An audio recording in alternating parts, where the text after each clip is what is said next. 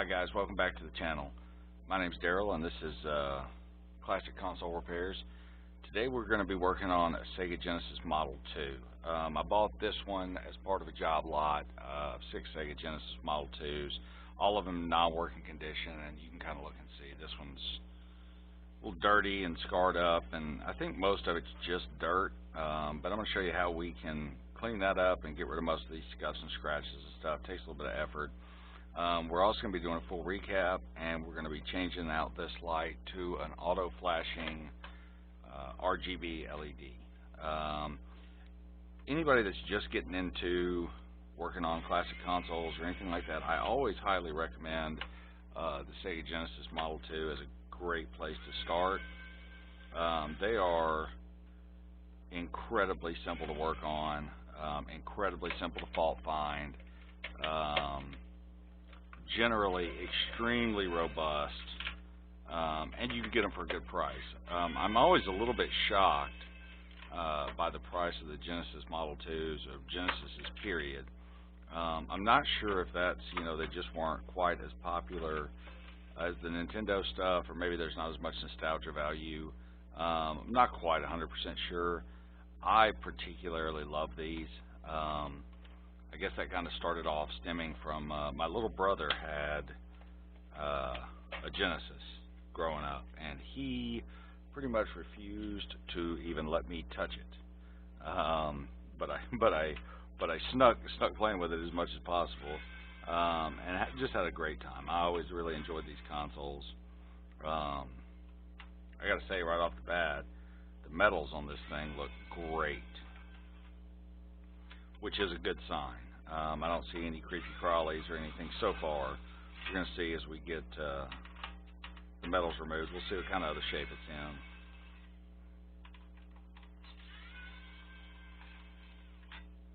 I do see a little bit of foreign hair.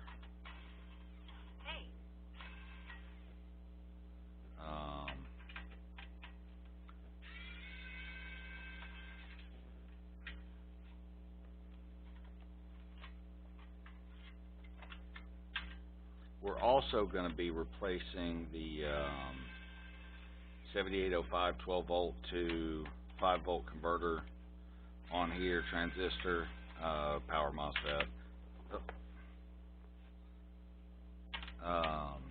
That is always, there are two things that will kill these off almost universally every time, and the first and foremost is obviously bad capacitors, and the second one that kills these things off is the 7805 chip. 7805s are super cheap to begin with. I prefer to go with the 78 SO5s. They get a little bit more output on them. They last a little bit longer, quite a bit more durable, and they will provide, by design, a little bit more power than what you are going to get with anything else.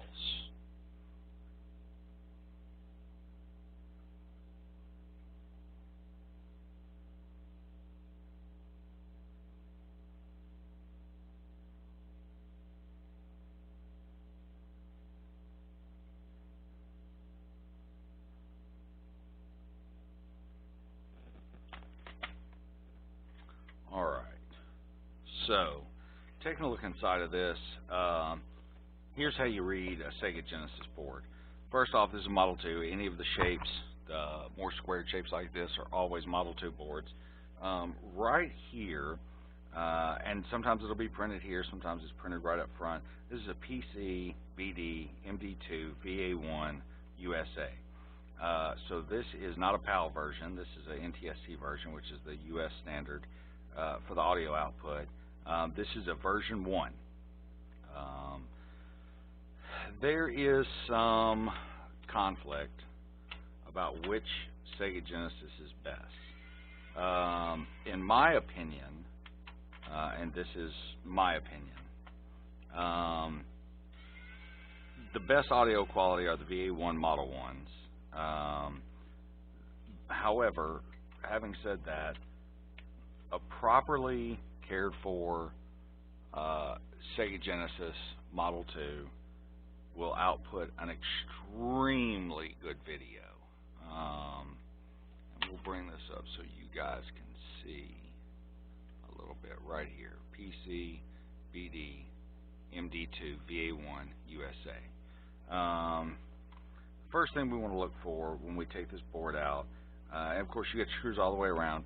One thing I will caution you on, Sega was always really good about securing the cartridge connector. Some other competitors, some other boards, whether it's a Nintendo or whatever, not always real good about securing those, and so that can lead to a lot of tension on that board. Be careful and don't just pull on this board. Make sure you remove those two. I've seen lots of people yank the whole entire thing out or break it or whatever.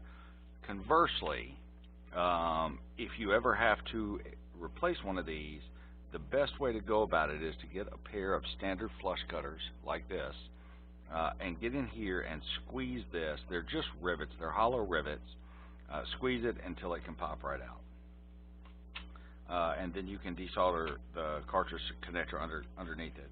Generally, though, that's not necessary, and everything comes out as it should. So, underneath you've got the little cartridge separator. We've got a little bit of dirt and gunk on it. Nothing too bad. Again, the metal on this, these metals generally are in terrible shape. I gotta say, this on the inside of here is beautiful.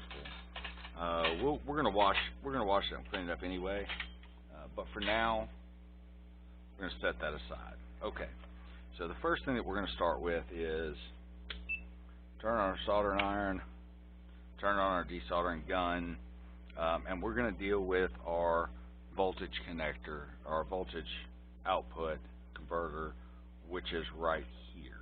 And I'm gonna bring the camera down so that you can see this guy a little bit more clearly. Okay, so here we are, right? And what you'll see, and I do apologize for the quality of my camera, it's not real great. What you'll see inside of this guy is it's got a big aluminum heatsink around the backside, and it's caged right here, okay? And you'll see these two little bitty tabs, one's right here and one's right here. You have to bend these out of the way, and then in the center of this, right here, this guy kind of pushes in. You don't have to do anything at all with that.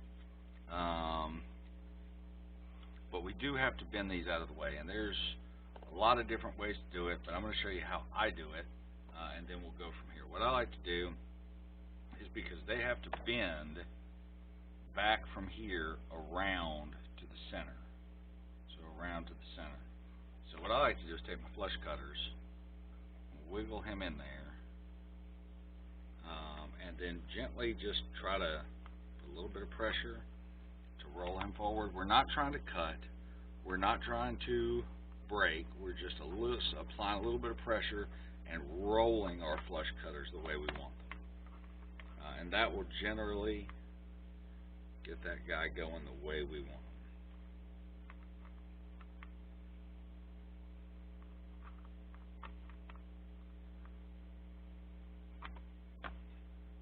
Okay, and if you can see inside of there, now what you'll see is that those no longer are sticking out. So, great news for us. I'm going to pull this camera back up and zoom back out.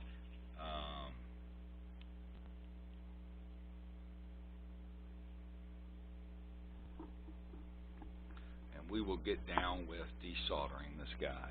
I did go ahead and buy a new camera mount and a new microphone, and hopefully that helps some, as well as a softbox for the camera itself, which should help us. I've always found it interesting, by the way, that on all of the Genesises, they always put these caps on here that says "Do not remove." And the interesting thing is, you do have to remove this if you're going to put a 32X on it. Period. So, you know, be that as it may, I do always like to take them off whenever I'm working on one and just check and just look at the contacts. Not that they'll matter, but it might. So A couple of things I want to point out. Sega, when they were flowing this board in the factory, they didn't flow these edges here. They missed all of those. They missed the entire strip all the way down this side. And then when you flip it over, you can see right here they missed this, and they missed this entire strip right here. We are not going to reflow that at all. We're not even going to touch it. But what we are going to do, and again, I'm just kind of taking a look around, looking at the board, making sure everything's in good shape. So our voltage regulator, what you've got is, on this side of the board, you've got your voltage regulator, and these are our desoldering points over here. So what we're going to do is we're going to try to fold those pins up straight.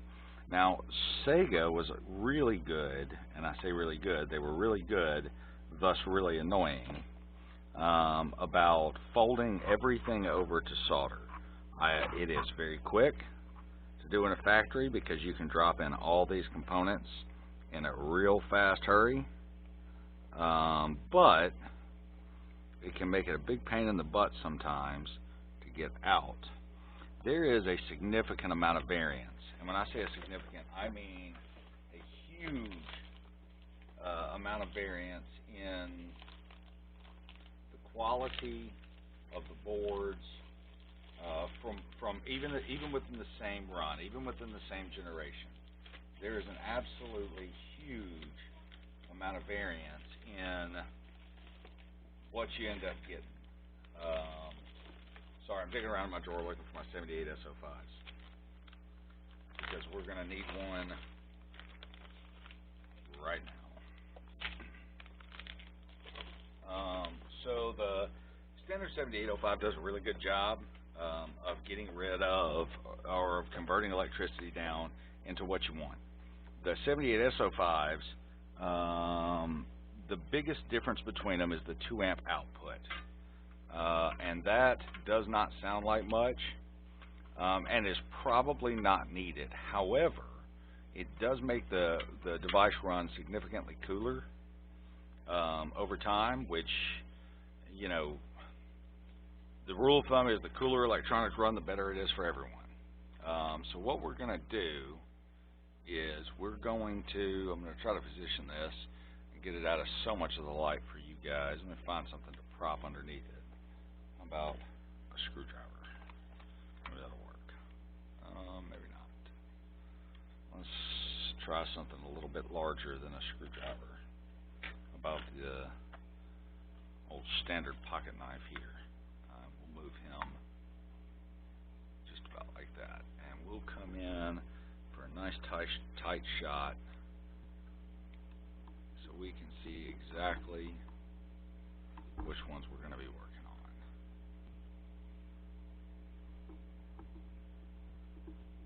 Okay. So the ones we're going to be working on are these 3 pins here, and standard rule of thumb, always remember this, guys, whenever you're dealing with old solder, always add solder, fresh leaded solder to it. May not need it, it may be a great joint, however, it's old, and it'll make life a lot easier when you're removing. So we're going to get our desoldering gun here.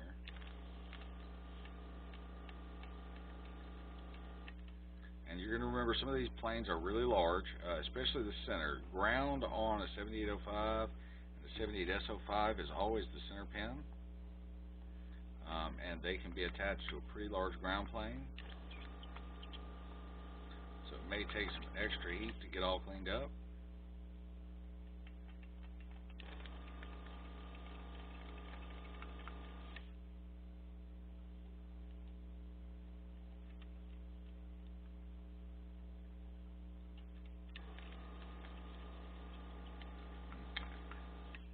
Looks like our chip is now doing the wiggle, and that's what we want. We're just going to test each leg. Okay, because again, there is still on this 7805 chip, due to this pressure point right here, there is still a little bit of pressure on these. So there's a couple of ways you can do this. You can pry up or just lift lift up, and that works really well. Or conversely, you could push from the bottom. Either way works. As long as they're free and clear, either way works. And this is, again, a TA7805S. Now, what's the difference? Because this, I'm going to pull out of here, is listed as a L78S05, which I don't know that you guys are going to be able to make out on screen. S05CV. What's the difference? Again, the original 1 amp output. This one 2 amp output. Also, what you'll notice is the entire back of the original one is plastic, and the entire back of this one is metal. That speaks to the ability of it to transfer heat and get rid of that quite a bit. There may be nothing wrong with the original chip. There may be nothing wrong with it at all. However, we're here, and I'm a big fan of, if we're here and we're replacing, let's replace, so that we don't have any problems in the future. What I will say is a little dab, and when I say a little dab, you'll hear the PC guys talk quite a bit about the perfect amount of thermal compound. We are going to apply the correct, perfect amount of thermal compound to our shiny new chip, and I'll show you how much that is. A P is too much. You want about a dot, just about like that, just a little bit. I love these tubes at MX4. I use MX4 for everything. Huge fan of it. I love getting the big tubes. What I will say about the big tubes is they last forever, which is great, but the screw down caps on them will get jammed shut, which sucks. You don't have to smear this stuff. You don't have to wipe it down, anything like that. What we're going to do now is we're going to line this guy back up. We're going to slide him in. Now, what you're going to have to be mindful of is the front edge of this guy right here is going to want to catch our chip and hold it. So you're going to take you a little pair of needle nose something or the other, and you can either go in that way, or you can go in this way, just whichever way you can get it to back off and give you a little space to work with, until you can line your chip legs up.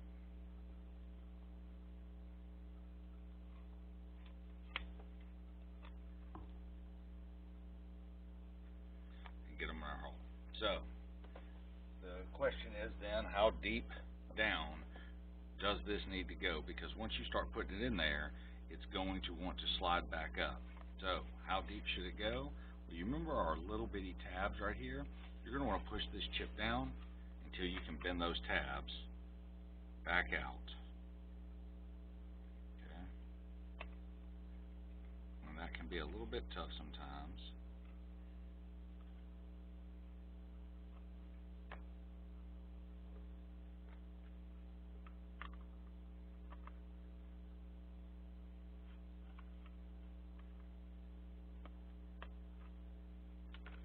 We're going to go just like that. And we're going to take our tabs, finish rolling them back around.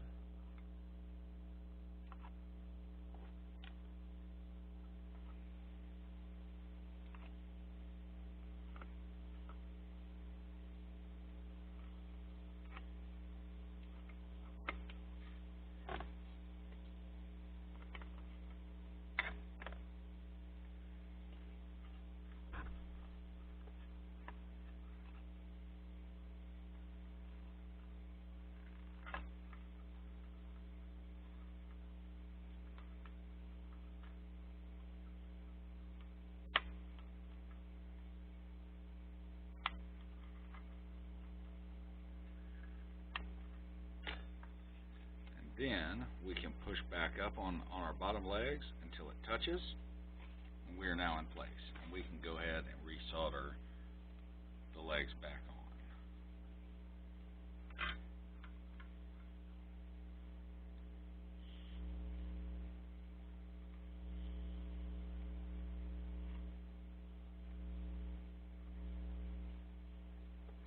while it is fairly uncommon for a 7805 to fail, or a 78S05 to fail, what will happen is, over time, they will stop outputting the correct amount of voltage, or amperage for that matter, and that can seriously affect the audio, the video. It can affect whether it reads a cartridge, the whole 9 yards. Those are good, beautiful joints. We're going to clip our legs off. Remember, we don't play around. Leave our legs long.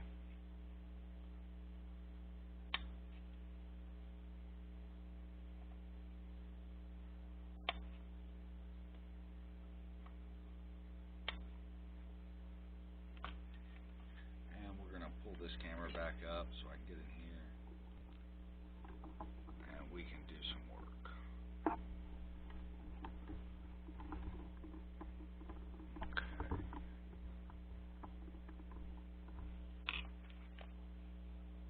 Now I'm just going to take a look. It looks like I've got a small bridge. Again, we're just going to apply a little bit of flux.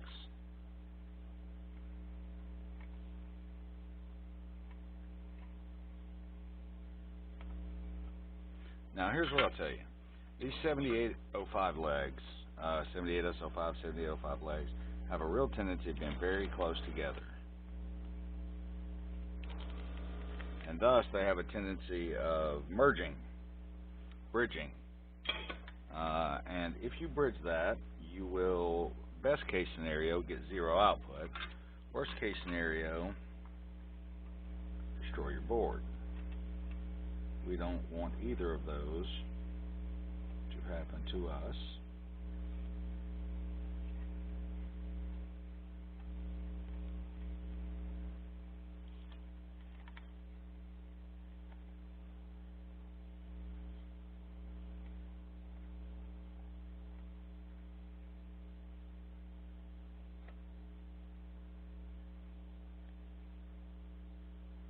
Great.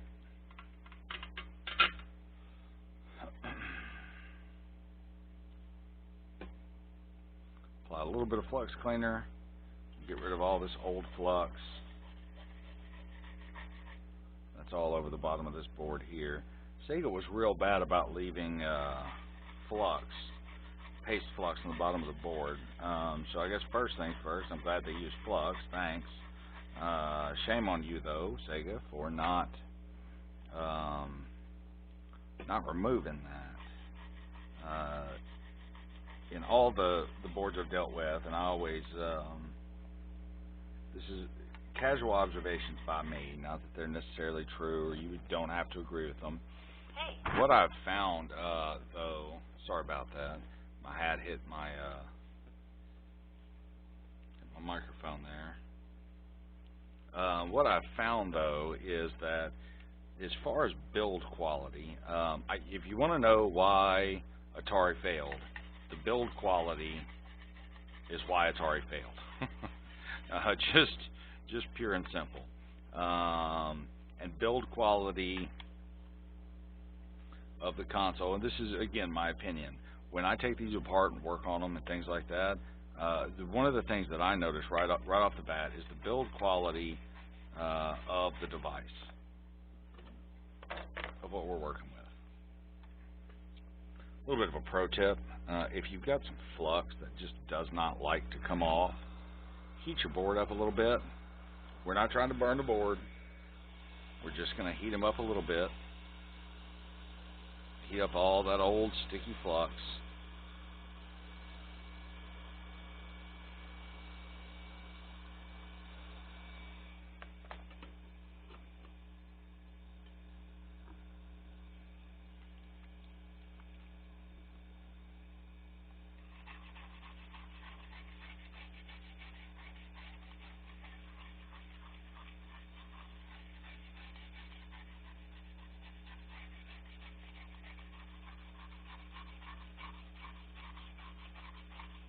Now the next thing that we're going to do,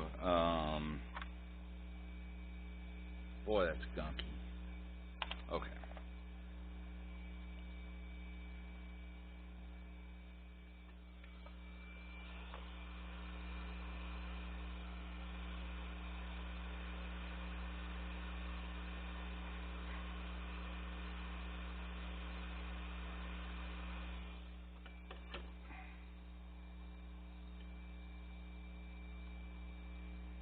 we're going to reflow the cartridge connector. Once we get all this gunk cleared off the board, or at least mostly cleared off the board.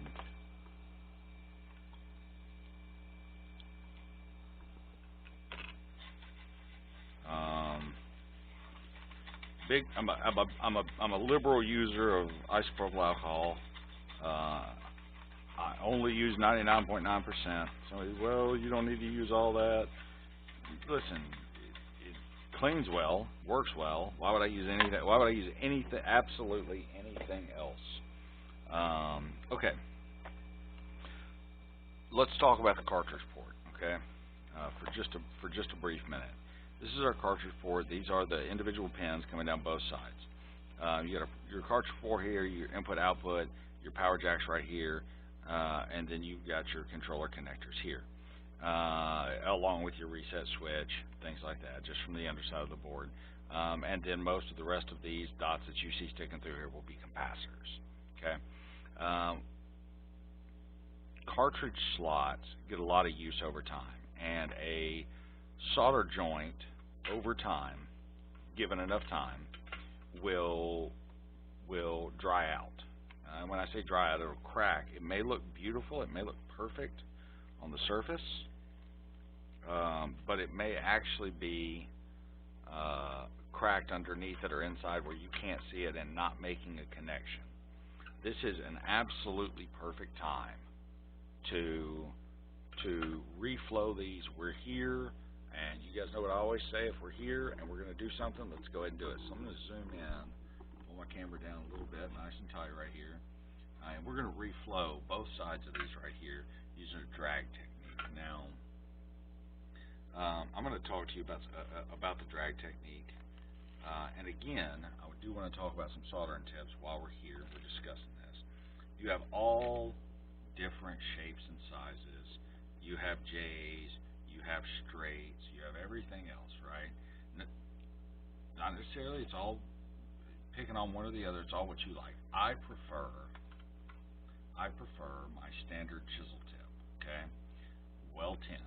Now, there's a couple of different ways you can reflow these joints, okay? You can go through here one at a time, just like this, and there's nothing wrong with that. It's just time consuming. It's not that it does a bad job, not that there's anything wrong with it, but let me show you another way to do it that may save you some effort. Now, this does require a little bit of patience and a little bit of skill, and you're going to want to work with it. First off, get you plenty of good solder out, and make sure you're using a 60/40 or 60% or leaded solder, and you're going to heat those joints up and start feeding solder in as you're walking back and forth. Okay, we're trying to keep heat in those joints, and we're just adding solder at the rate that the joints will take it. Can you add too much solder? You can, but as you practice with this a little bit, you'll begin to see, not really.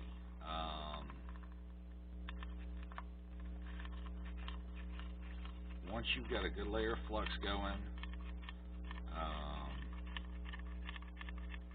and you start adding your solder in, you'll end up with some very nice, pretty joints, just like that. Okay. And we're always going to tilt our board up. We may even bring in our magnifying glass and just double check to make sure we didn't bridge any connections. So a bridge is when you soldered to joint A and joint B right beside it. Got some solder, and it looks like right in here, we've got a little bit of a solder bridge. So we're going to take care of that by heating up and resoldering that. And we're just double checking as we go, looking at each joint. Everything looks really good. Okay. Now again, we're going to add some more flux to the other side. We're going to do the other side. Again, I'm using MG Chemicals liquid solder. Some guys like paste solder, some guys like the old-fashioned flux in a jar. Some guys like flux core solder. I'm not going to knock what works well for you. I'm not a big fan of flux core solder, and I'm not a big fan of the jar of paste. The only complaint that I have, even the no clean paste that comes in a syringe, the only complaint that I have with that stuff is I don't care how much you try, it always ends up sticky and dirty.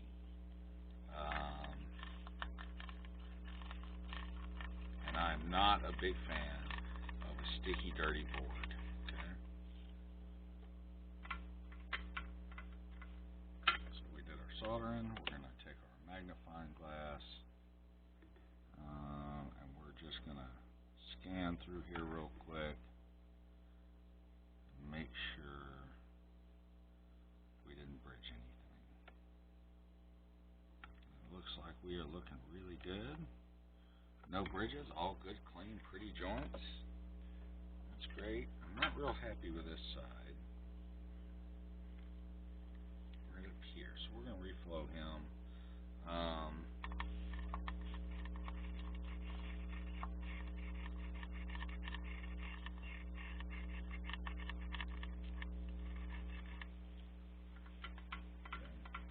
We created quite a few bridges right there, but again, it's one of those things where I'm not worried about it.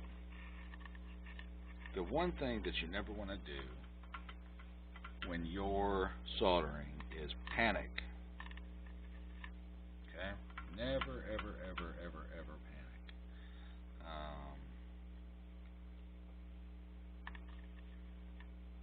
Sometimes the answer is desolder the area, but a lot of times the answer is as simple as just add more solder or add more flux, as you just saw me do there, and then just re-wet those joints. Heat them back up again, and that solder will flow exactly as it's supposed to, exactly where it's supposed to, and stay put. Alright.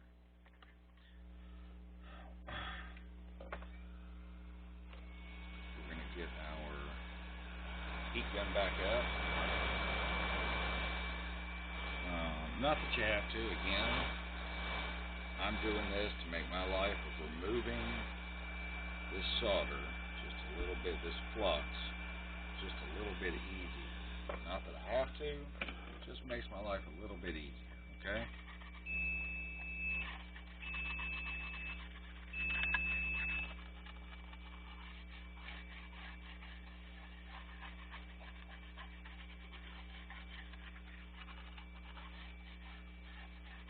Once we give him a good wipe down, we're going to come back, send this guy back out for us, and we're going to come in with our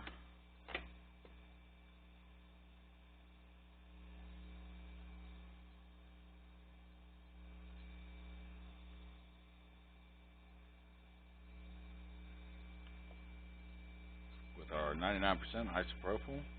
Douse the area down real well. Change your toothbrush over.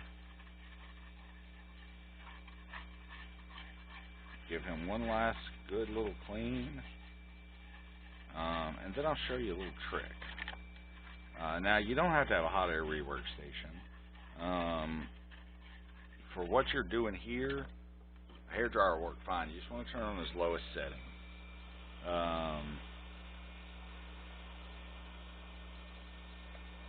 All I'm doing is drying up my isopropyl.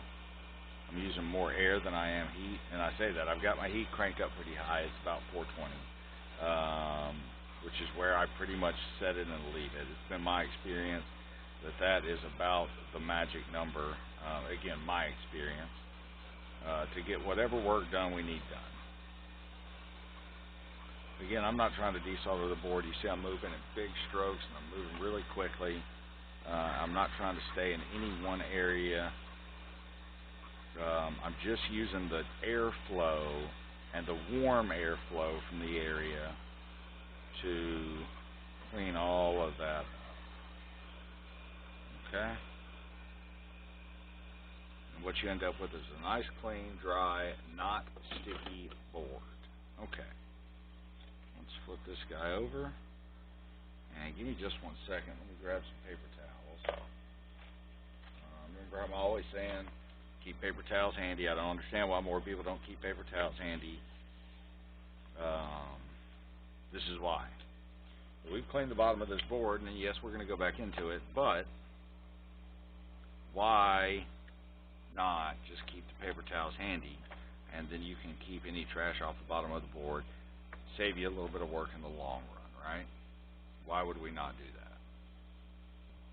Okay? Great. Alright, let me adjust the camera just a little bit. Okay? Alright, so, desoldering this board. Now, I'm looking at these capacitors. I'm just glancing through them. I don't know why, but I always take my time whenever I get a new board in. I can't stand for my capacitors to be crooked. It's a personal pet peeve of mine. I know that's how it came from the factory. I know. But I personally, it gets under my skin. I like my capacitors nice and straight up and down. And I'm not too worried about these because I'm fixing to remove them all. And when I say all of them, I'm fixing to remove all of them. But what I'm going to do is, give me just 1 second. I'm going to get my microscope out. I'm going to show you what we're going to be looking for on this. Okay, guys, I've kicked the softbox off a little bit so that you can kind of see what we're looking for here. So, right now we are looking at this particular capacitor, and right here beside it, you'll see a magic little number. Okay, the little number is CE22. Okay. You come up here to a different capacitor. Let me see if I can find one. Should be right here. Okay, so you take a look at this one right here. We're going to look around the board, and what we see is a number right here, CE19. Okay, you come up here to this big guy right here, and you look around the board, and you'll see a little number right behind him, kind of hiding down in there, CE16. Okay, these are the identifiers for the capacitors on the board. You can just remove all of these, and what you can do is go to a great little website called Console 5, and you can look up the particular board that you have. Let me see if I can swivel this around here so you guys can see it. Remember, PC MD2 VA1 USA. You can go to Console 5's website, and you can pull up the entire capacitor list for this entire board. Will tell you every single one of these capacitors, what size they are, the whole 9 yards. So, for instance, this particular capacitor, which is labeled CE21, you could pull that right up on their website, and it'll tell you exactly that this particular capacitor, which, if we look at it here, is a 16 volt 10 UF, okay, so 21 16 volt 10 UF. It'll tell you that on there, which will save you a lot of time because, like I said, you can go ahead and pull all of these at once. Now, let me flip the board over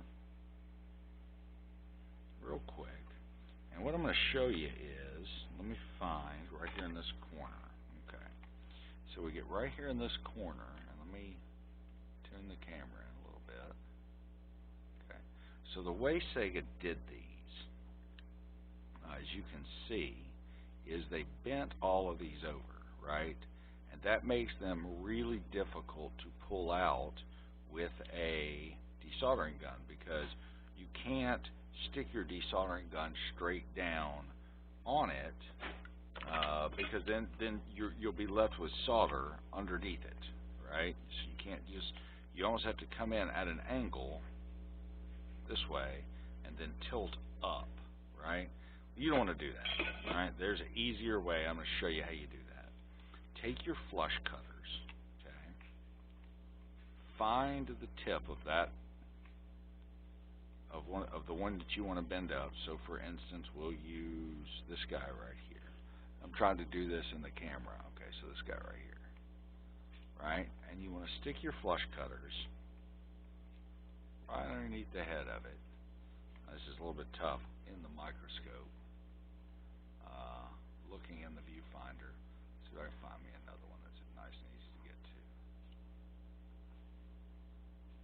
Okay, right here. Okay, so you take your flush cutters. We're not cutting. We're just going to use it to bend straight up. Okay, see if we can find this one more over here, so I can show you that again. Okay, great. Here's another one right here. So again, we're going to take our flush cutters. We're not cutting. We're just using them to bend up. Okay. We can come up to this one right up here and do the exact same thing again, just under it, putting a little bit of pressure and just bending that straight up. Now, the reason you're doing that is so that you can then get your tool, your soldering nozzle, which is going to look like that. You want to be able to get him straight down over the top of your tip, right? And if you have to come in at an angle, you're not going to be able to do that. You're going to end up damaging your board. So I'm going to go through, I'm going to move the microscope out of the way, I'm going to go through and bend all these up, and then we'll do a quick little montage of me removing all of these, and we'll go from there, all right? So give me just 1 second, and we will get everything bent and set up. I'll be right back.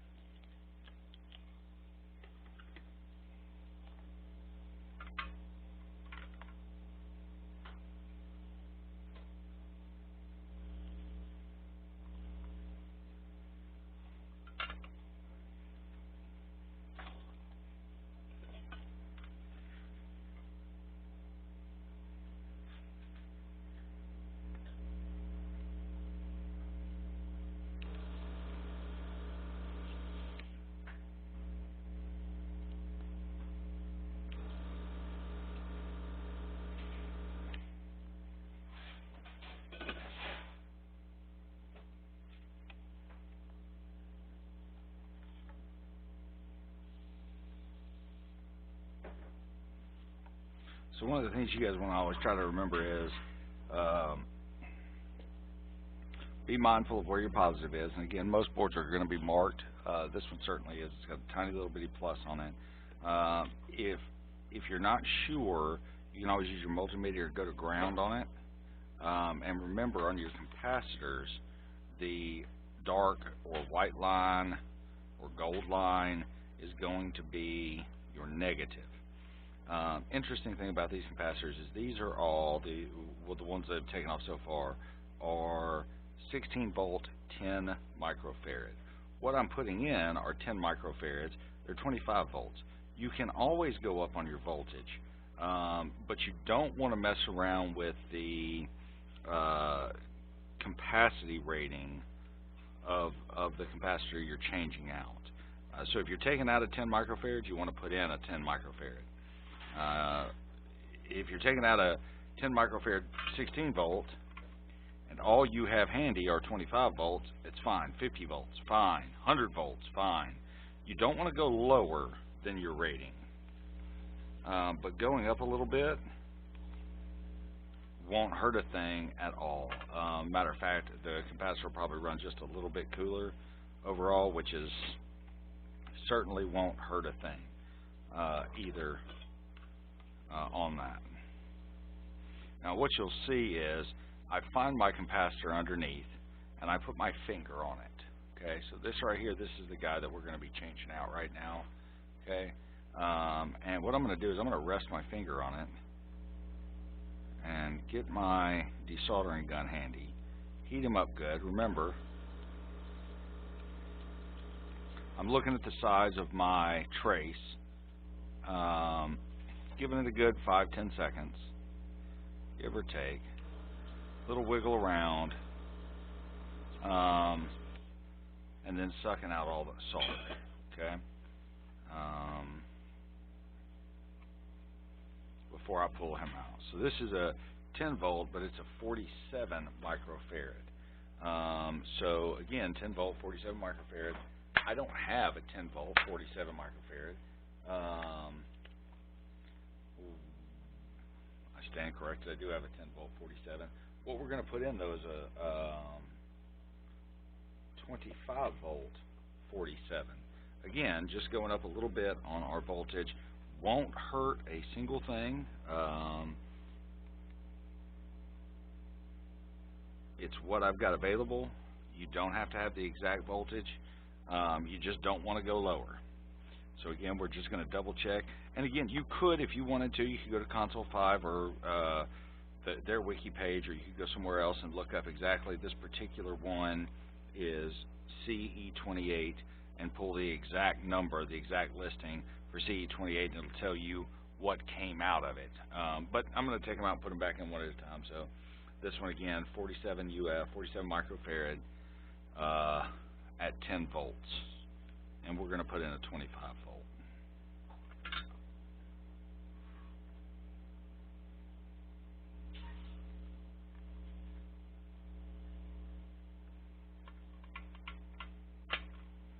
Now, if you'll notice, as I'm doing this, I'm only soldering one leg of each one of these. I'm putting them straight in and only soldering the one leg down.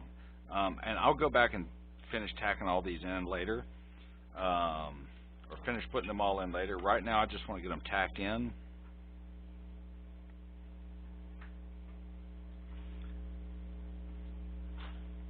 And again, I'm just giving a little wiggle with my finger as I wiggle with my desoldering gun, making sure that you'll be able to see as you wiggle with your finger the leg of the capacitor moving.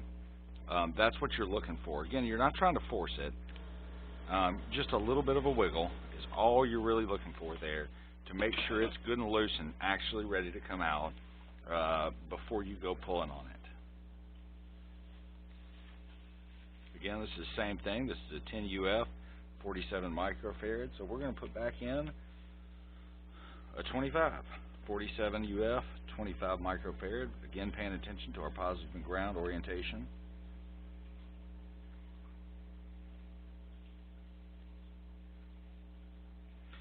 Also, one thing to be aware of is actual size of the capacitor is not the most important thing.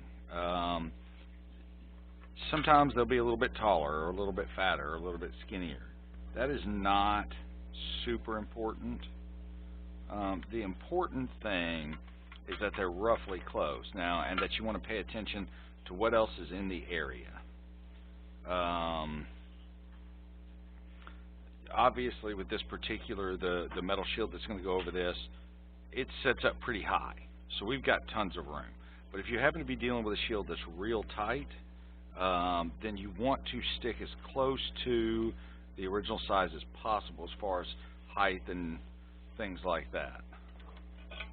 But in our situation, especially with the Genesis 2, we have an almost open sky we can go to, so we're good on that.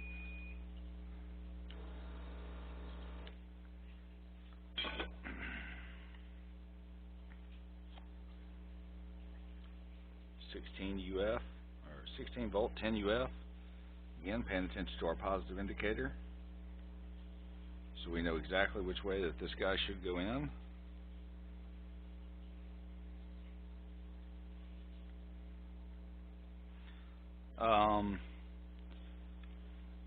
One other thing to bear in mind is the quality of the capacitor that you want to put in. You can buy the super cheap capacitors, and they are absolutely fine for a lot of things. You can buy the super expensive ones, and that's absolutely fine for some things.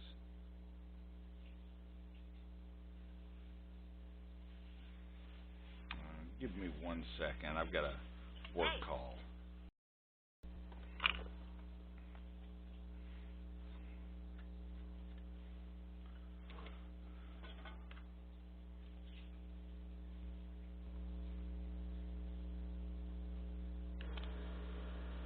Now, these little bitty capacitors, and when I say little bitty, these little short, stubby ones here, they can be a little bit of a pain.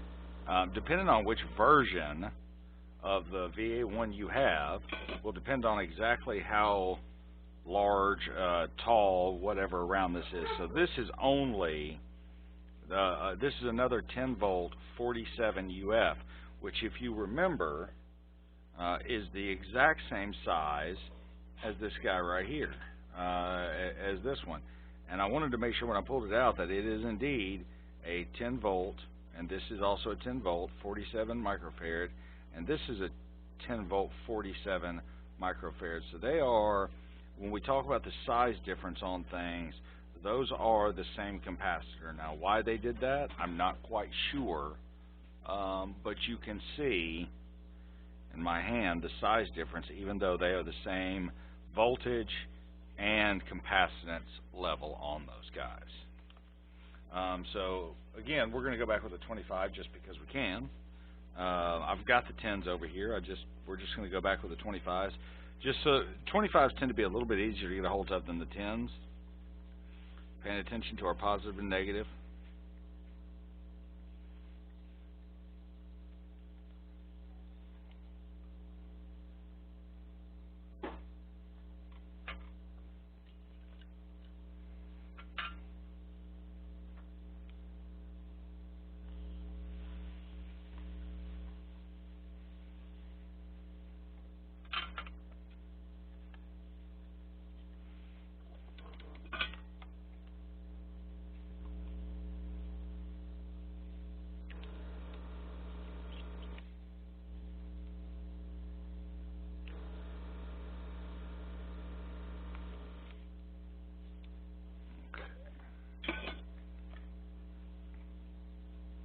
This is exactly the same thing, so we're going to go back with our same 25 volt version that we've been using. Again, double checking and making sure we're paying attention to that positive and negative. If you get these crossed up, best case scenario, it just won't work. Worst case scenario, you will blow a cap and put electrolytic compound all over the board. and that is a bad day for everybody. It's just more cleaning for you.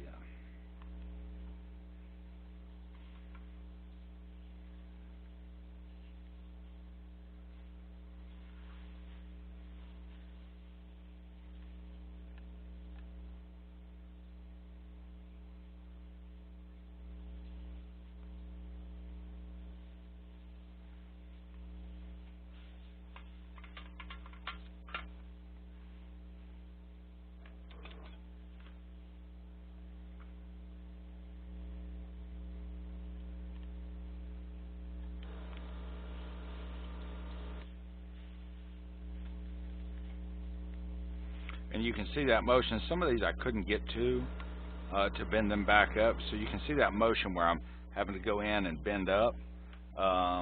That's that motion that you want to try to avoid, if at all possible, on these boards.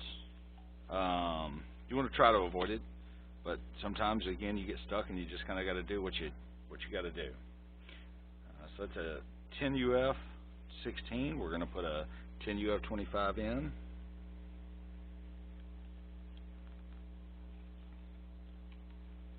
And what you'll see me doing is grabbing the bottom of these legs, straightening them out, and giving them a little bit of a pull.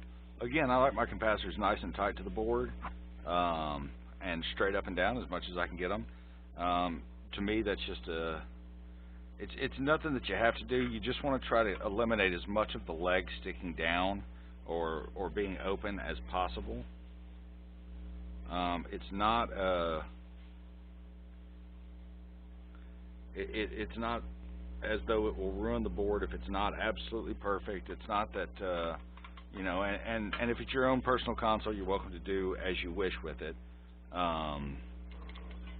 But to me, it's one of those. I'm here, and it's a quality thing, and so we're going to take our time and make sure we're getting it just right.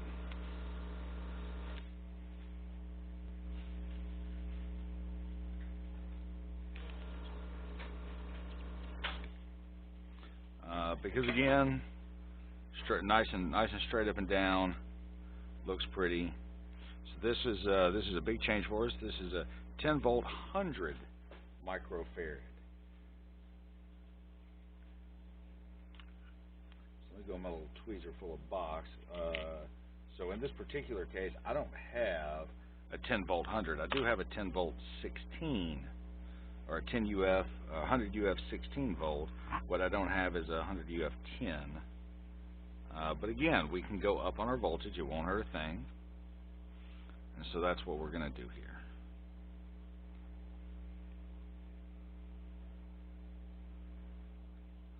And when I'm pulling down on these, I'm not trying to rip it through the board.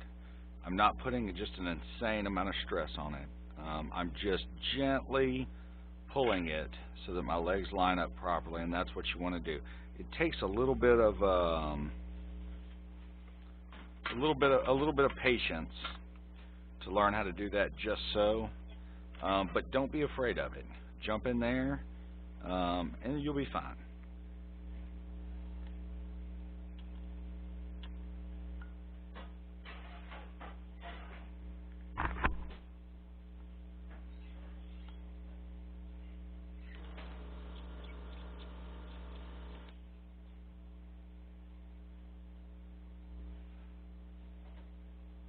So what I'm looking for here is there's so many small traces, it's hard to tell which one's which.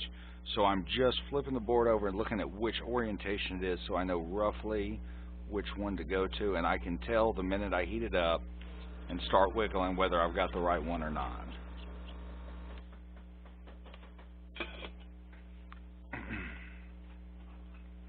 So this guy is another 10 volt 47. As soon as I find my tweezers, that's the pair I want.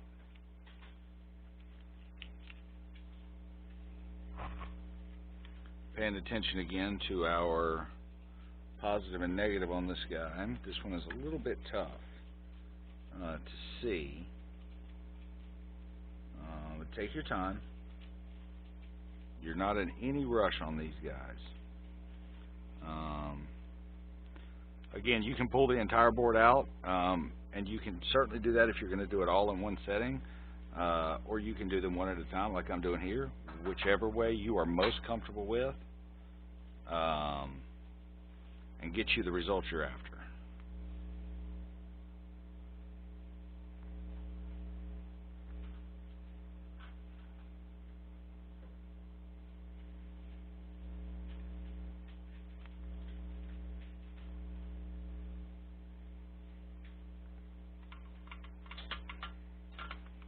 And we've got one more big boy right over here.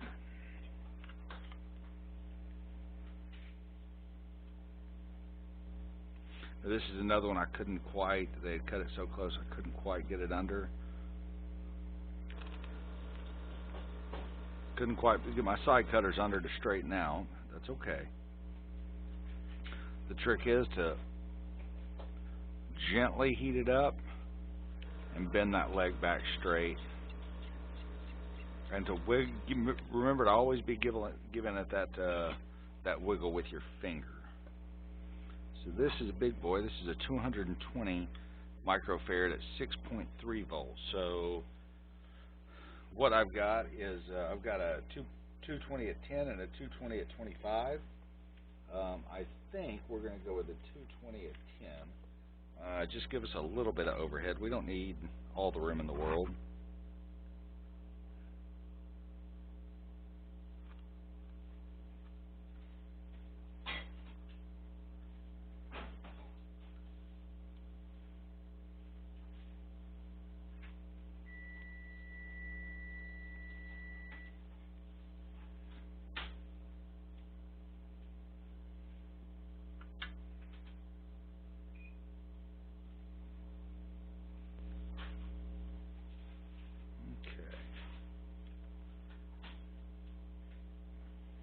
So all those are good to go. We're going to keep moving right along. What I'm going to do on this board, and this is just kind of my standard go-to, is I will do all of these up to here, and then I will do all of this section in one shot because there's so many so close. Once I've done pretty much all the way around, then I'll go back and recheck all the legs, solder them all down, clip all the ends of them off, and move on. So we're going to go right here next.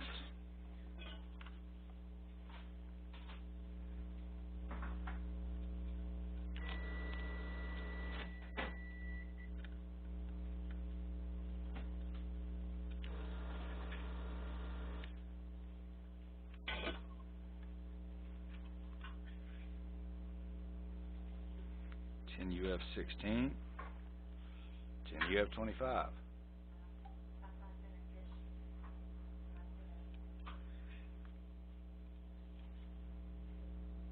Okay. And again, what I'm doing here is I'm pushing down more than I'm pulling. You don't want to pull the legs out. I'm pushing more than I'm pulling down. You could, if you were so inclined, take the time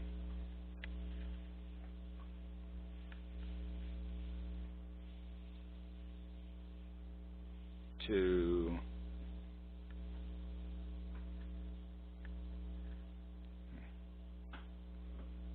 can't seem to get a good tackle on this guy. Not quite sure why.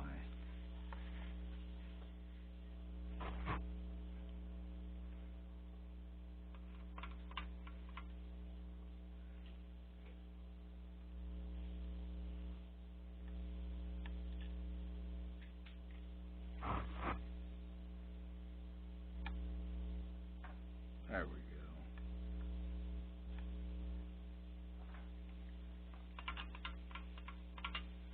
Tell you what, let's take a good look at that. You know, so it looks like what we did in that particular scenario is we pulled some of the plating off of the vias. So we'll have to go back and fix that here in just a minute. Let's go ahead and pull the rest of these guys right here out and swap them over. That's going to happen from time to time, and I guess this will be as good a time as any to show you exactly how we go about fixing that.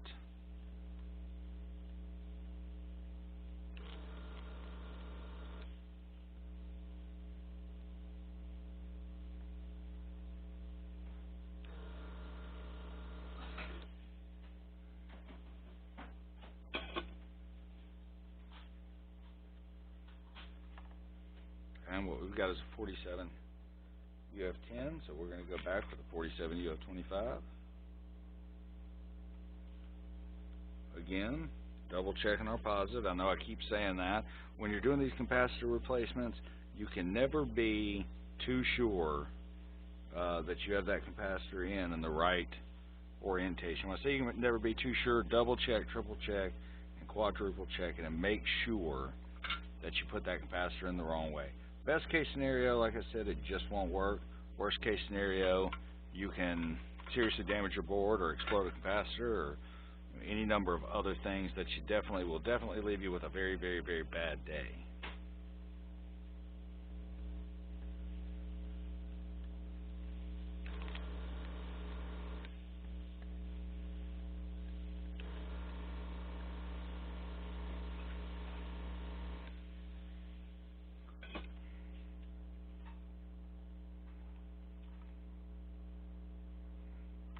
And we have a 10 volt 100 UF. So we're going to go back over here and find our 10 volt 16s because that's as close as we've got.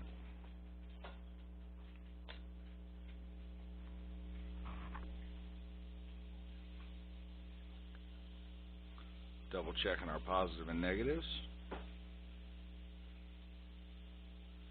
Again, more pressure down than pulling through. Mostly what we're doing when we're pulling through is just guiding.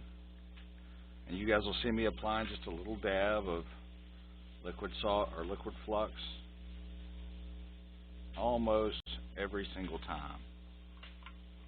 The last one that we're going to pull out is this guy right here in the middle of the board. It can be a little bit of a pain because they tuck the legs down. It seems like every one of these I've ever done, they cut those legs down and bend them so tight. Almost can't get under it.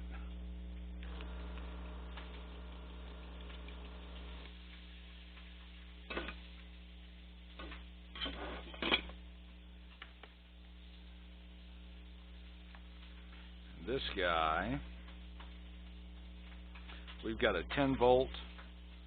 16 volt 10 UF, and we're going to go back with a 10 UF 25 volt.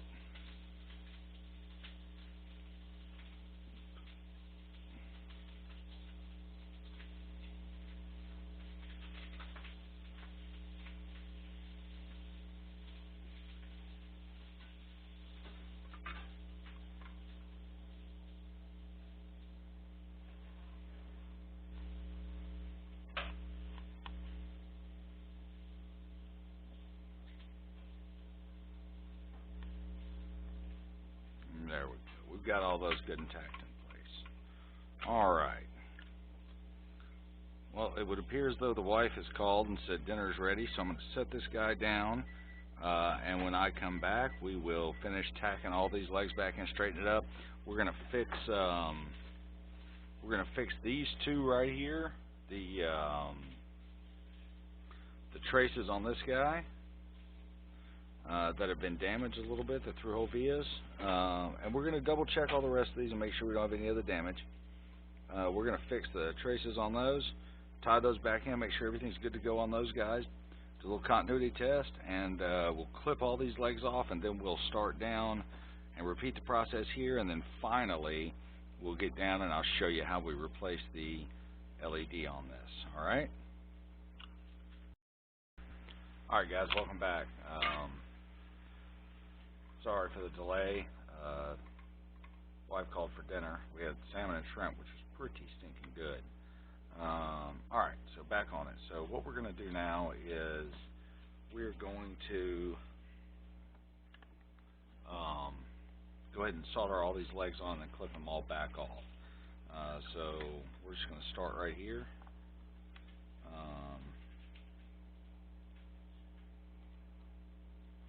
Apply some flux and start soldering our legs on.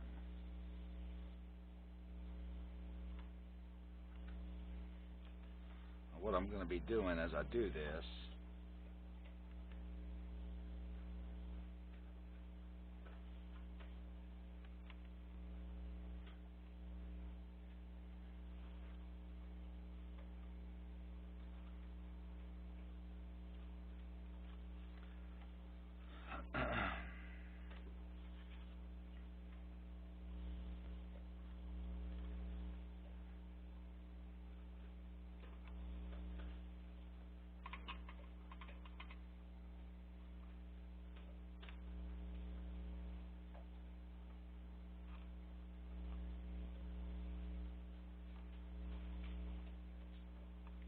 what we're going to be doing is we're going to be checking each one of these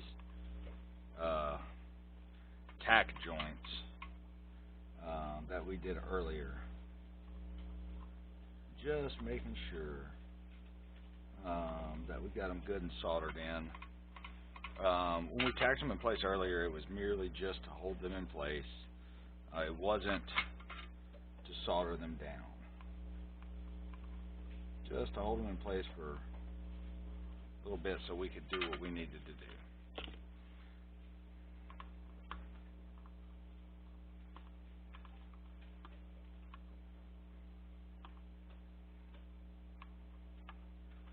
And we're going to take our flush cutters and cut all of our legs off.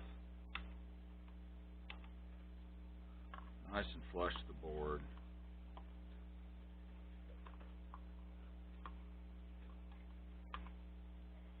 So that nothing's sticking up.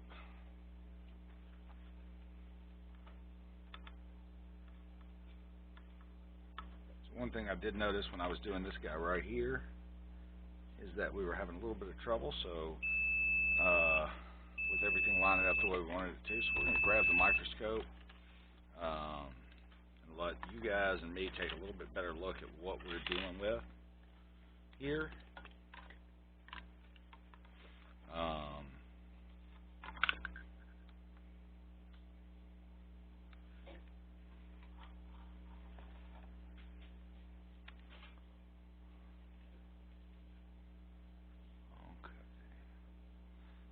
So,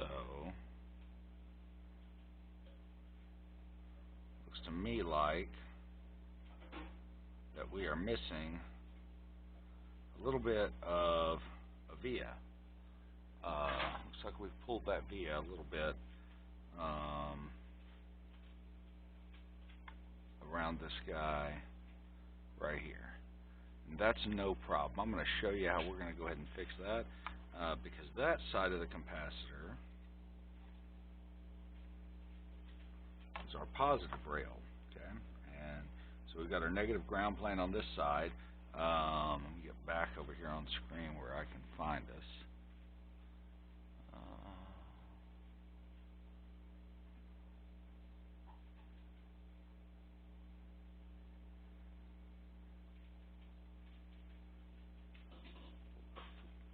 A little bit of leftover solder out of the way.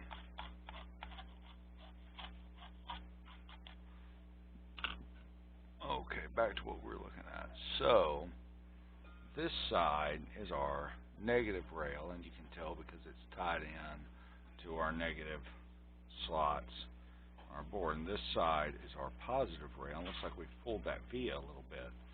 So what we're going to do, first off, is I'm going to find something to prop my board up. We'll get back in shot, back in camera frame here. Is we're going to get our meter out. And we're going to check for continuity.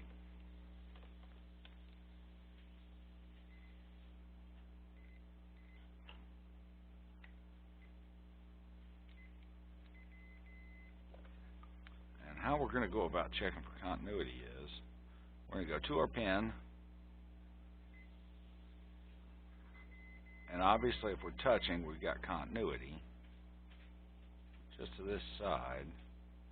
We don't have any. So what we do have is we've got some through-hole vias here, here, here, and then up here we've got several, and then several down, a little bit further down here on the corner. So what we're going to do is we're going to scrape away a little bit of this with our trusty pocket knife. And we're going to check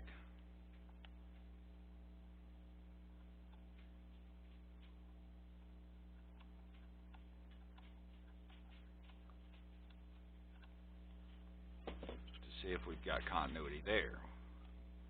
And if we do, we're good, and if we don't, which we won't because we've checked it in a couple of different places already.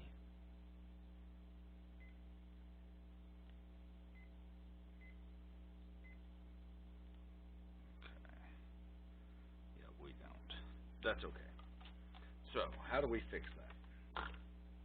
There's a couple of different ways we can go about doing it. We're going to do it all under the microscope so you guys can see exactly how you go about repairing this guy. I'm going to try to attempt to get the brightness just right for you guys. Okay. So what we're going to do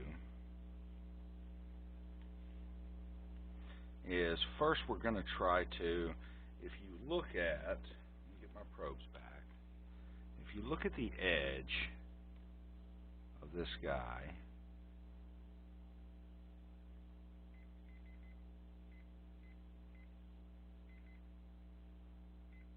we've got continuity all around the edge.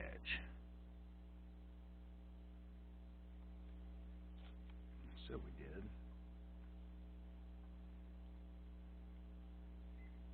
Yeah.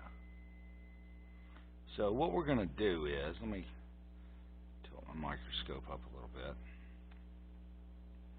Let me clean this area off real quick. Isopropyl, little toothbrush action here.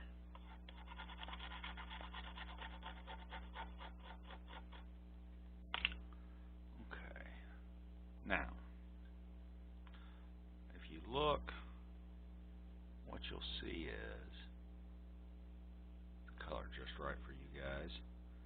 Is we've got continuity around our edge, but not to the center of our pen here. Okay.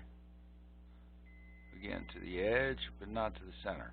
We're going to try to bridge this with solder, which probably will not work.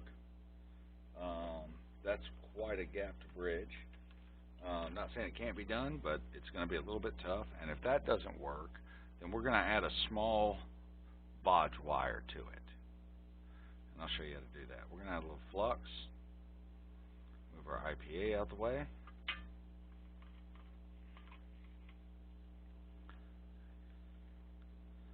And let's see what we can do here.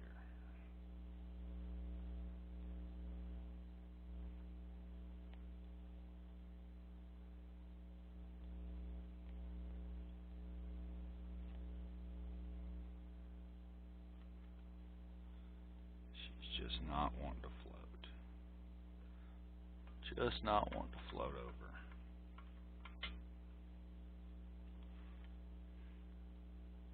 I'll move this up so I can see for just 1 second. See if I can't get it. Okay, yeah, that's definitely not going to happen. Okay, not the end of the world. Not the end of the world at all. What we're going to do, we're going to do this the super, super, super easy way. And this little via right here, we're going to take our, once I find it, our fiberglass scratch pen. I'm going to slide this out of the view for a second and let me try to clean this.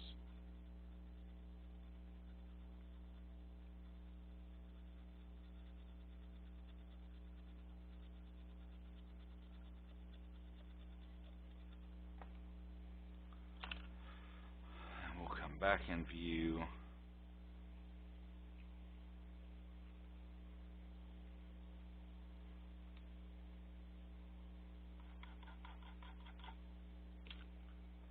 And we're going to take our, what I'm trying to do is just get from this via to there.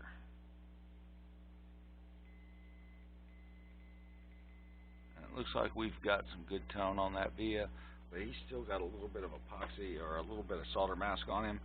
Again, no big deal.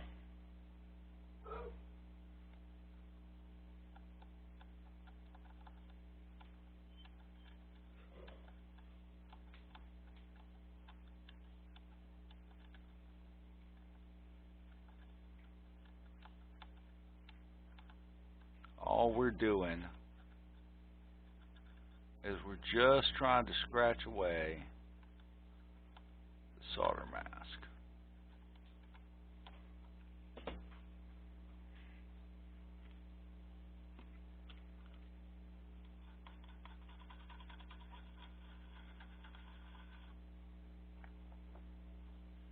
Okay. And what we're trying to do is expose, if you guys can see on the camera here, this little bit of shiny silver. Now, there's a bunch of different ways you can go about this. I'm going to show you a neat trick. All these little component legs, okay? I don't know if you can even see that. All these little bitty component legs are perfect for this exact situation, right? So what we can do is, and I'm going to tilt this up so I can see what I've got going on here, is I'm going to flow in some solder on that particular area.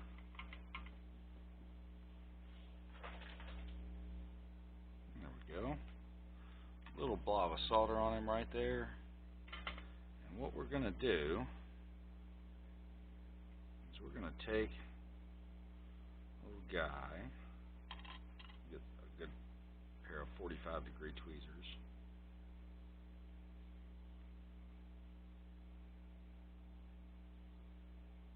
I have a good pair of 45-degree tweezers. Apparently I've broken them all. Okay. These are bent as well.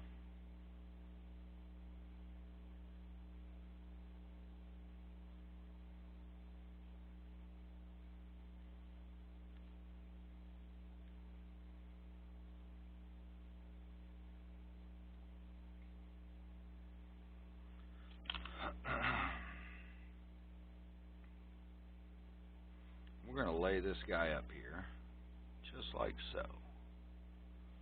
And we're going to take a little bit of flux,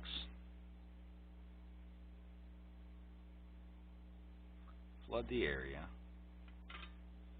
We're going to solder him down. Let me get a good angle on this.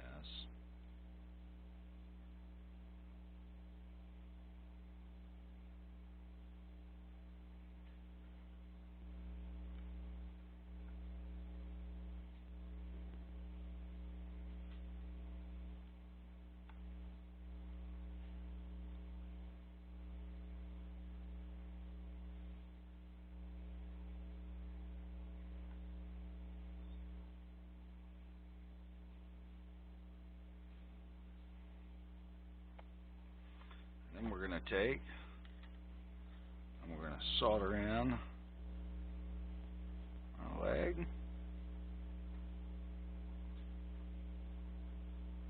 Try to flood this whole area right here with good fresh solder. We're going to take our flush cutters, and I take that back. We're going to take our tweezers and we're going to give this the old shake test. She seems to be good and solid. We're going to take our mostly flat tweezers. We're going to try to give him a little bend up, a nice little clip off.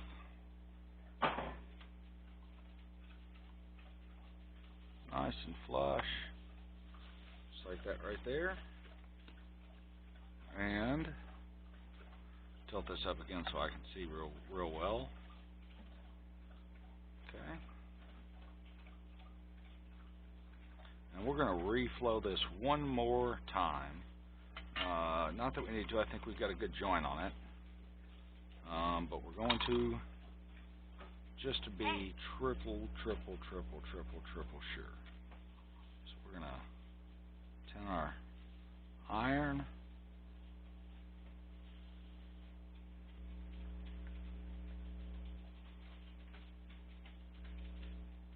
Just like that.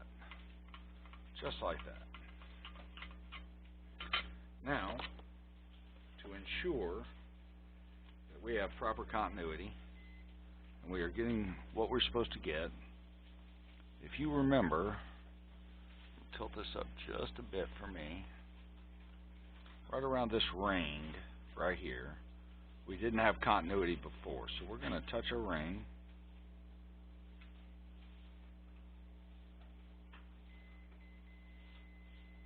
And now we've got good continuity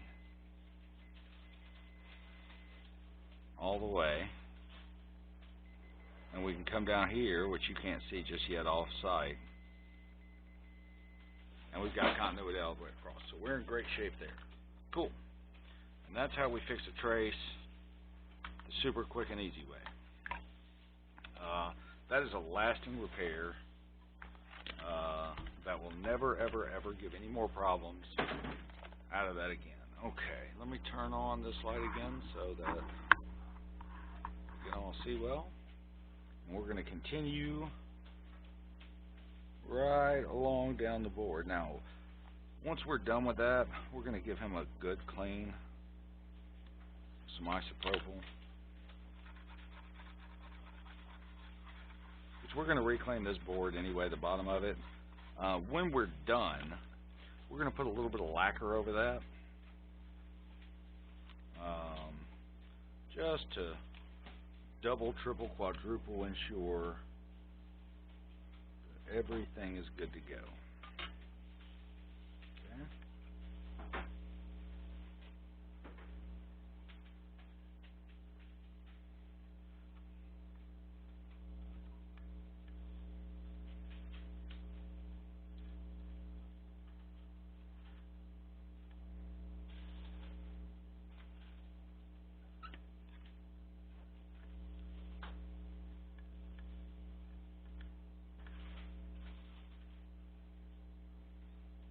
And if you remember, these are the two traces that we had were bad. We're going to have to fix those in a second.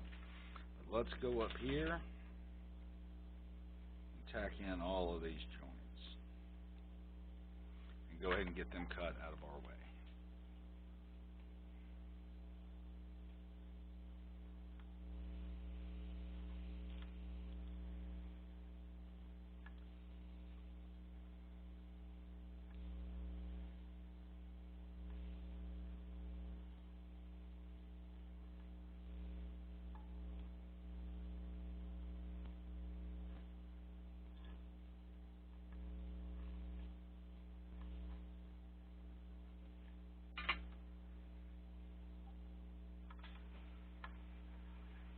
What I'm going to start doing is going through and cutting all of these legs that I have, that I'm sure I've got a good joint on, so that they are out of my way and I can see what I'm still missing.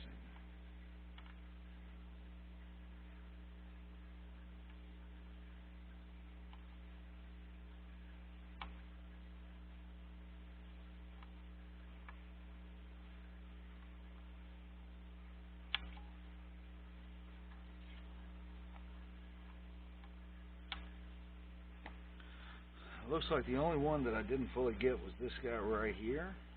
Again, no huge deal. We're just going to come right back in. And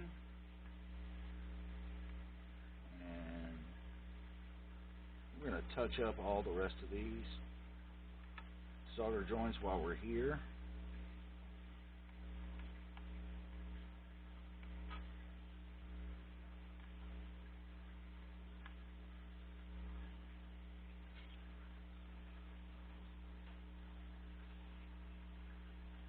And we're just going to give them a real quick once over. Looks like we can improve this guy just a little bit right down here. There we go.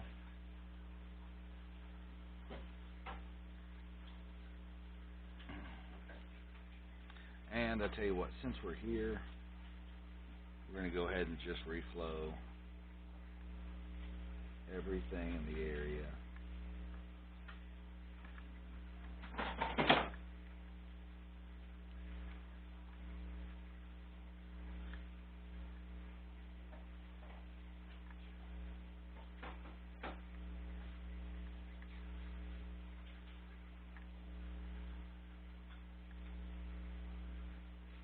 And we're just reflowing these, just again, not that they need it. So this right here, the particular side we're working on now is the audio port. We're reflowing it mainly just because, or the audio video port. We're here, and what do I always say? If we're here and we're doing it, we might as well go ahead and do it. There's no reason not to.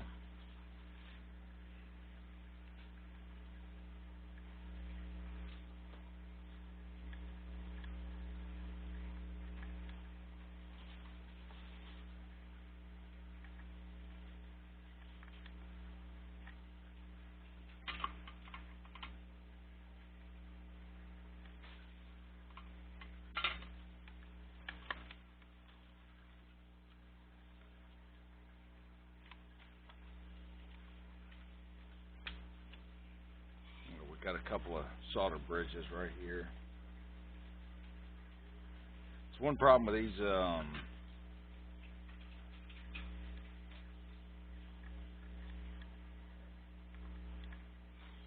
pins right here that are super tight like this.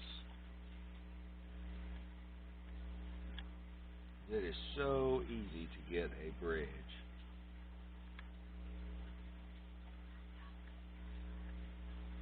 Then do the ground.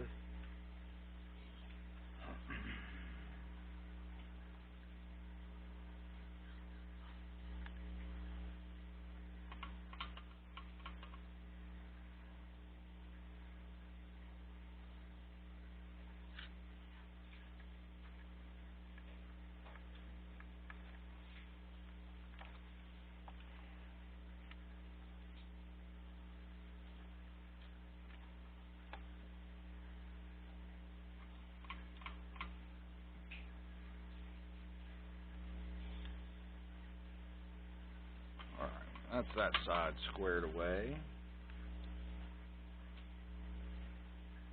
And that's that side squared away. We're under a magnifying glass. No bridges.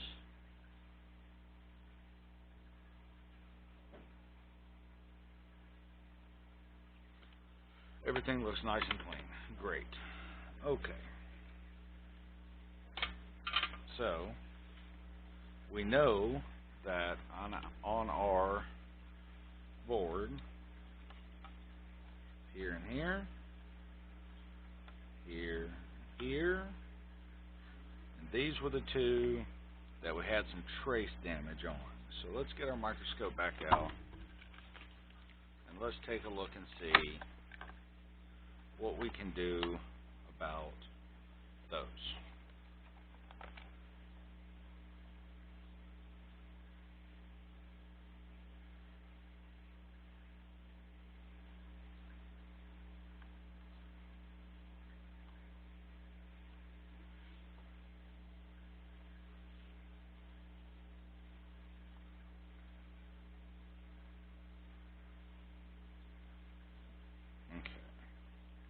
So let's start with this guy right here, because this one's going to be the easiest one to deal with. Alright, so what you're going to be looking at here is, if you look real closely, right here on the edge, you can see a little bit of the copper, and the via used to go all the way around. Now, the good thing is, we did not cut this leg off yet. Okay, so what we're going to do is we're going to scrape a little bit of this trace right here clear. Okay, and when we scrape a little bit of this clear, that's going to give us the ability to solder to that, fold that leg over and solder to it. Okay. So what we're going to do is we're going to, again, go back to our favorite little pocket knife. We're going to just score some of this trace away here. Just a little bit more of this trace. Get us some good copper showing. If that means we got to bend our leg out of the way a little bit, then we do. That's okay. Okay. Clean our trace out of the way a little bit. That solder mask off of there. Alright.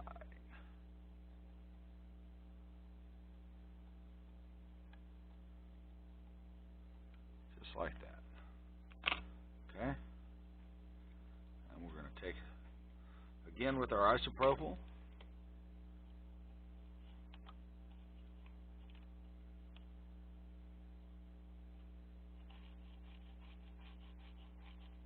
clean the area up. Now, here comes the tricky part. What we're going to do is we're going to attempt, again, this is going to be our second attempt at this little gizmo. You can see where we clean the trace off, is we're going to try to flow solder over to this joint, to this leg, and recreate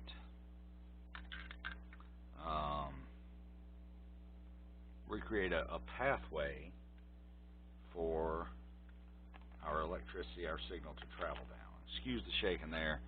I got my solder stuck underneath it, underneath the box that was old stuff. Okay, let's see what we can do here.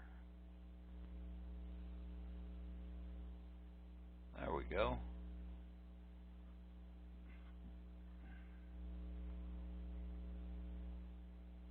Perfect. Now, because we could get so close to that one, that's why that one worked out so well and the previous one didn't. Again, we're going to take our meter. We're going to come to the top of our leg and to the via.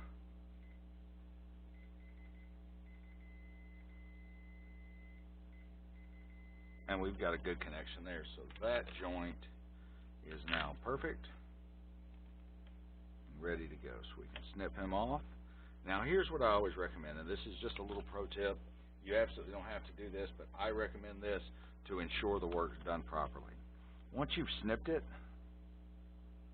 go back and let's just test it one more time so that we know that we're good, okay? And then if we want, so that we look just a little bit better there, a little tap with a soldering iron, dress that up just a little bit.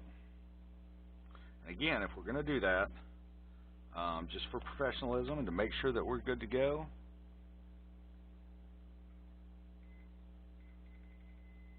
we're going to go to that right down here. And where we're going is, if we follow this trace, we're going to this via right here.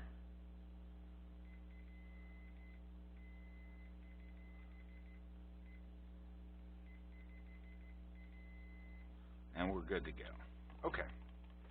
Now, let's take a look at the next one. This guy right here. Let me flip my screen up so I can see what I'm dealing with a little bit here. Hey. Okay. Looks like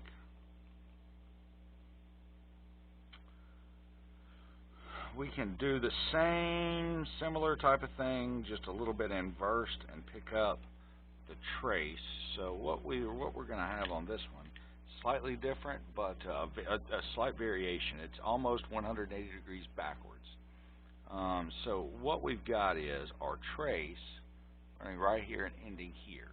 So if we can clear a little bit of this right here off, and then we can flow that area, get some solder, and pull this leg over there to it, that'll hold him in place.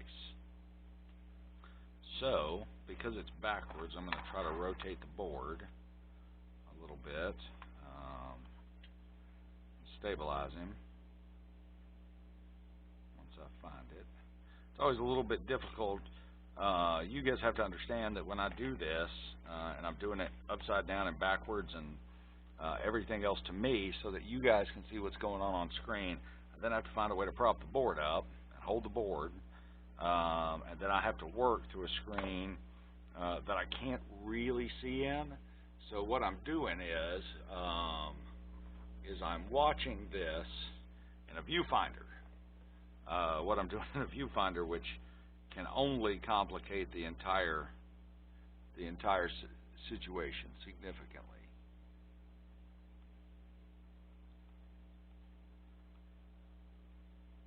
Now, anytime, a lot of people will use a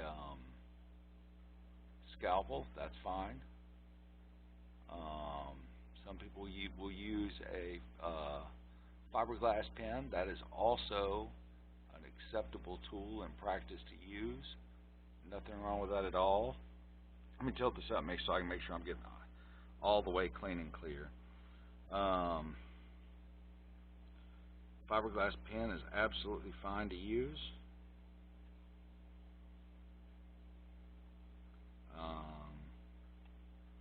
I prefer, and this is a personal preference,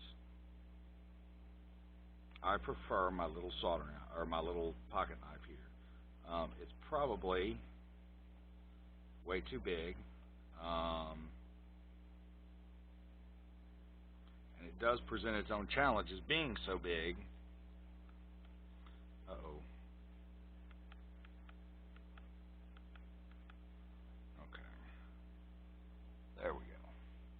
It does have its own set of challenges it presents, being so large and a little bit unwieldy.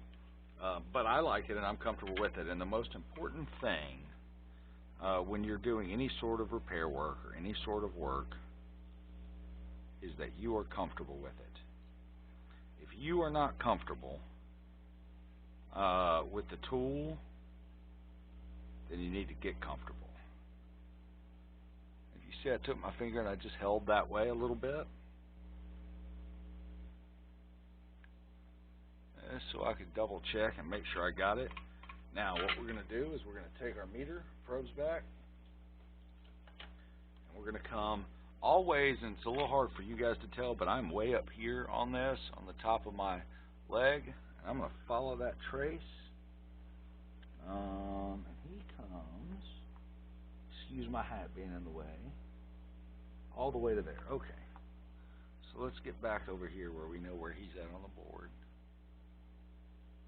Okay, here's the top of our trace.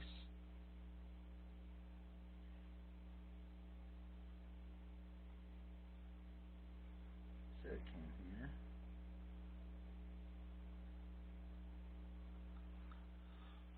I'm going to move my hat out of the way and see if I can spin this for a second. Bear with me just 1 second. Let me see if I can.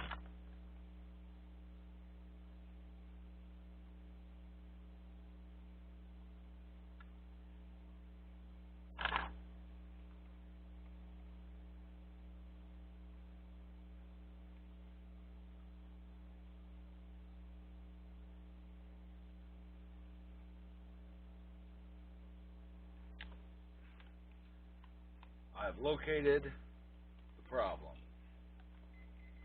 So it would appear, as is the standard nightmare, what you deal with is when your meter auto turns off on you.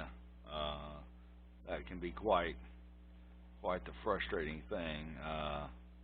Anyways, you're trying to do some work and your meter shuts off on you. Okay.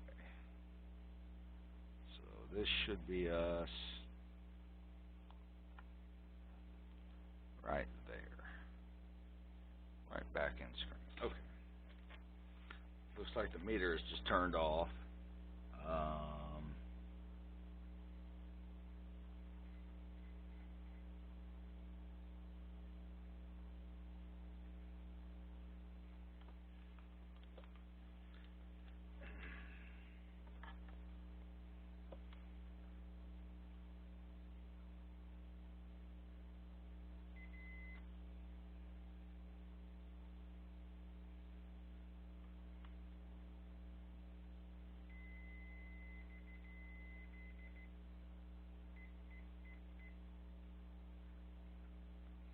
So as I was testing that, I felt the joint break.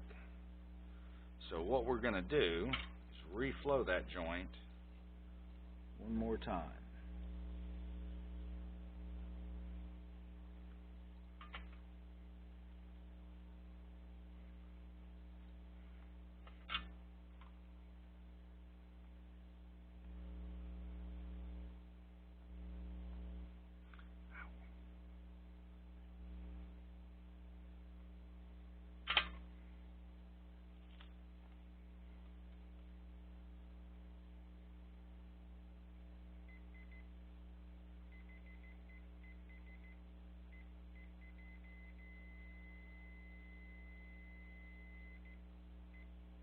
All right. So now we've got him reflowed and we've got him landed.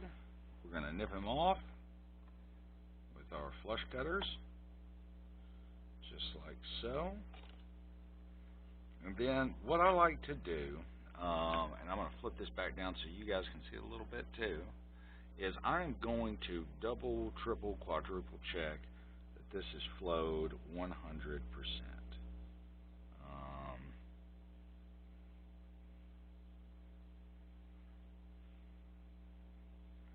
What you don't want to do, ever, is assume that something's good. We want to double check it, we want to adjust it, we want to tweak it, we want to make it right.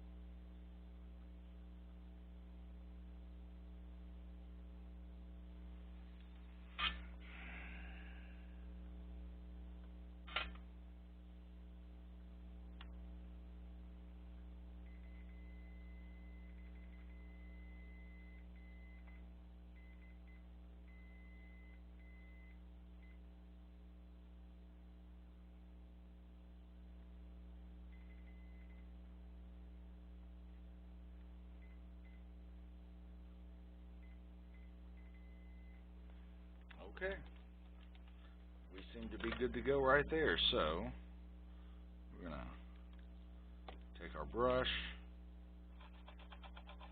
give him a good clean,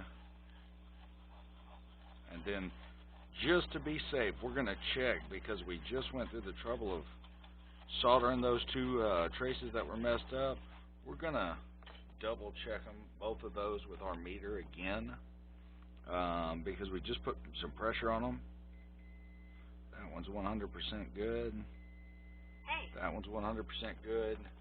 That capacitor is now mounted and good to go. Alright, let's move this guy out of the way real quick.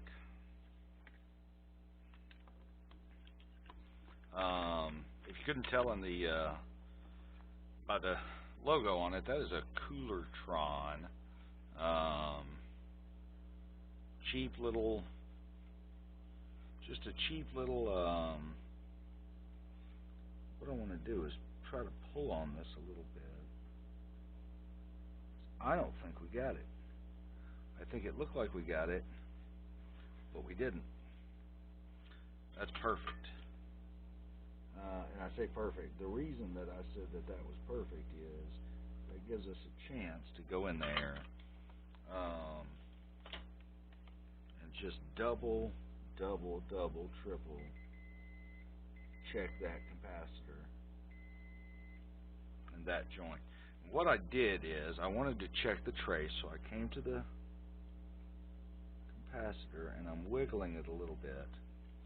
And while I'm wiggling, I'm watching the joint. Okay?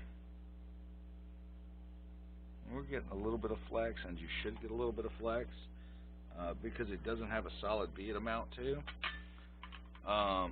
We want it as snug as possible. So we're going to reflow both of these.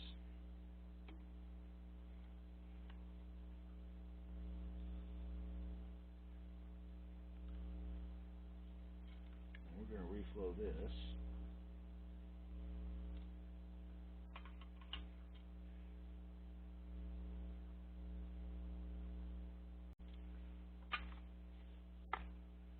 And again, test.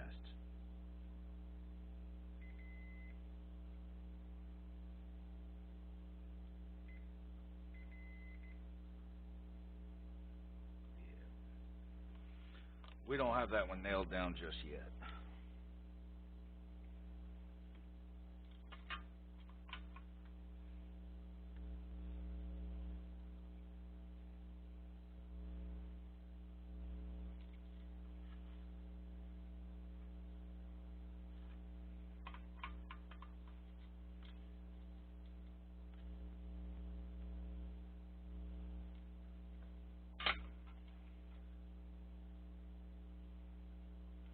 I think we've definitely got it now.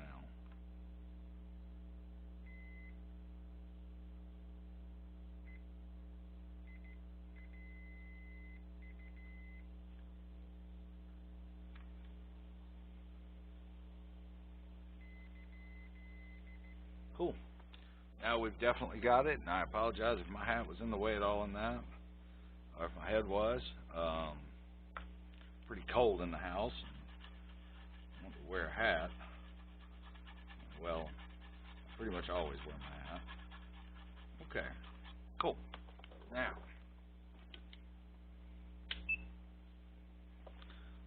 we're going to turn our desoldering iron back on, and while we're waiting for that, we're going to go ahead and round up our LED. That is a 3mm LED, and any 3mm standard style, standard size LED will absolutely work there. It doesn't have to be anything special. These are the ones that I use. This is the Chanzon brand. I found these on Amazon, and the price was great. And so I tried them, and this has been a couple years back. This is a 3mm LED color. It's a multicolor fast flash. Long lead is positive. 3 volts to 3.2 volts, 20 milliamps, and there's 100 in here. These things, you don't need them. You can put any color you want in here. Any color you want. It does not have to be. It does not have to be a multicolor. I just happen to like when I say multicolor. So this thing flashes RGB, fast flash in and out. And it's got a pattern to it. And so what it says when it means long lead is positive, okay, is that when you look at this guy, let me set it down here on this chip, make it a little bit easier for you to see, I think, or I may have to pull it up there a little bit. Let's set him down here and let's zoom in. Let's see if I can zoom in a little bit on you. Okay, that'll work. Okay. So when you look at this guy, and I apologize for the focus. Let me zoom back out, and if I can't bring the camera to you the camera, I'll bring the camera to you. Okay. So when you look at this guy here, I'm trying to find a good spot. This is a perfect spot. Okay. When you look at him, one of these legs, this one here is short. That's our negative. What our package is saying is that our long leg is our positive leg. Now, let me save you some effort. If you look inside of this LED, one side will be a long triangle, okay? That will be our cathode. One side will be a short, and that will be our anode, our positive leg, right? And so the same thing on the LED here. Let's see, we're almost up to temp on that. So what you want to do, and I tell you what, I'm going to do this whole thing, or at least show you this under the microscope, so you can get a better idea of what you're looking at and what you're trying to accomplish. Okay, let me get a good solid view of us.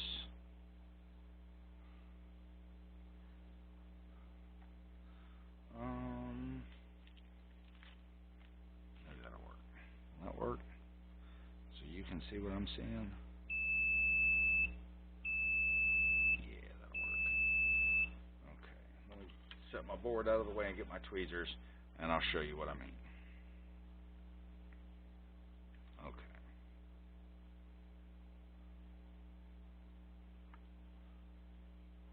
Alright, so when you look at this guy under a microscope, you'll see one side has a long triangle, and one side's got just like a leg coming up. And we're going to hold this just in this position and slide this up, okay? And what you'll see is that real wide triangle, that's your negative side. And the short little leg coming up, is your positive side. Now, when you look at your board, let's get him.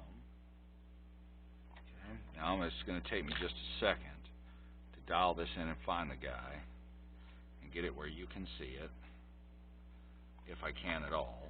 Maybe I can this way. Let's see here. Okay. Now, let me flip this forward for you guys. So, when you look at this guy, you can see, and it's a little tough because this is an old LED, one side has the long triangle, okay, this side over here, and remember what we said, that is our negative, and one side's just got our leg, and that's our positive, alright? That is the easiest way to determine which the orientation that this LED or any LED that's this style needs to be in, okay? It's the quickest and easiest way. But I'll show you something to make life even easier. Look for the big side of the triangle, okay? Go ahead and find on your board, which he's right here. Go ahead and heat him up.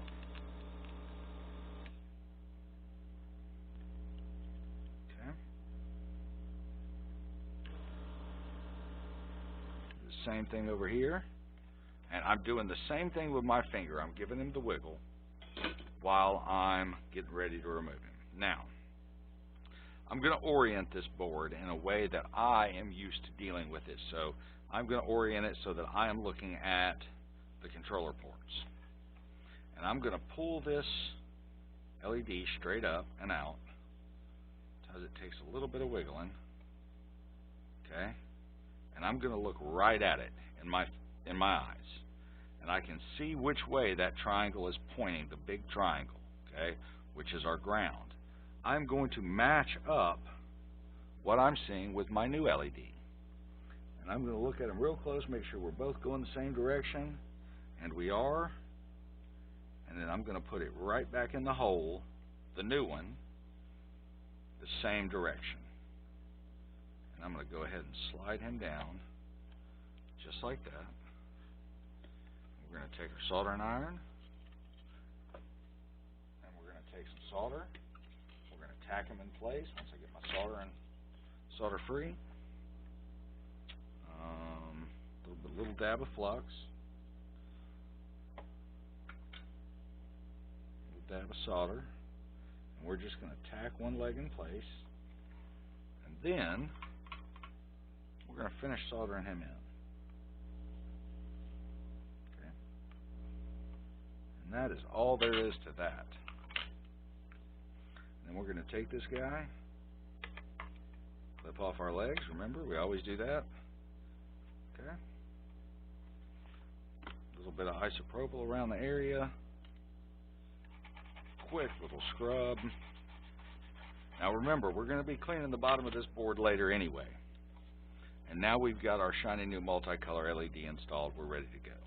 Now, moving back to what we were doing before, all of these capacitors over here must now go. So we're going to start. Most of these I did not pre-bend up, so they're going to take me just a few more seconds, but it'll let you see the technique. Okay. I will be honest, this is the first Genesis board that I've seen lose the plated vias with just a simple capacitor swap. I've seen lots of Atari boards do it. I've seen some Nintendo boards do it. This is legitimately the first Genesis board. I've seen Dreamcast boards do it, and Saturn boards and everything else. This is the first Genesis board I've ever seen to do that. This is a 16-volt 220. Again, I do not have, going back to our conversation from earlier, I do not have a 16-volt 220. I've either got a 10-volt or I've got a 25-volt. So since we're 16 and we cannot go less on our voltage, we have to go more.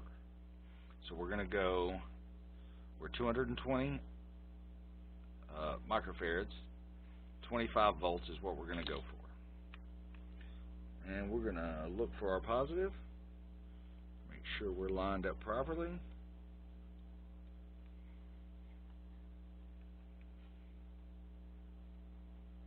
Drop him in. Let's get our bit of our solder up here.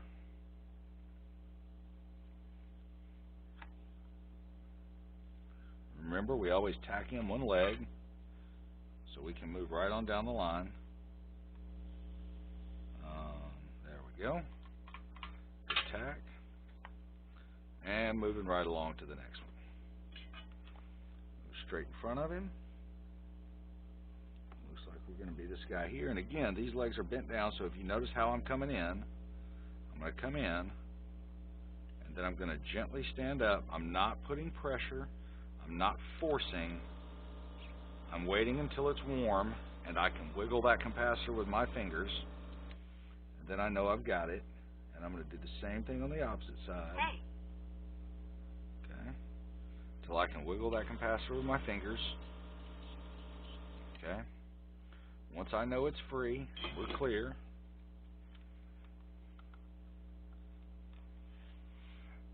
We'll go ahead and pull them out. Now, what I will tell you is, and this is kind of where some of the difficulty with not pre-lifting these, pre-standing these guys up is, the solder will get hung up on the legs a little bit. No big problem. It'll form a little ball on the end of the leg. So this is a 47 microfarad, 10 volt. We're back to those guys again. We've got the 25s. We've also got 10s. But we're going to keep going with the 25s because we're here and we like them. Look for a positive mark. Drop that guy right in there. Make sure she's nice and straight. Little dab of flux. Little dab of solder to tack him in.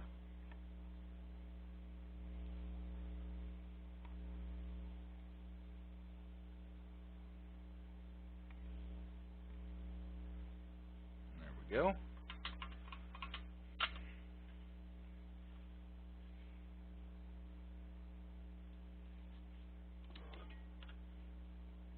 And you see me constantly flipping the board back and forth.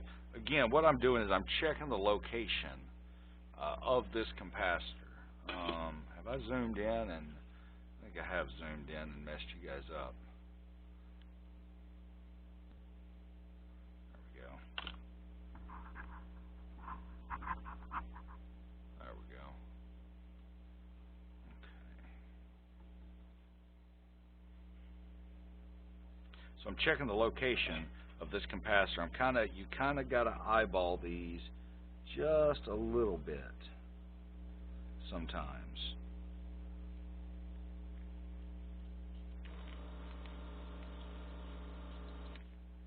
Okay.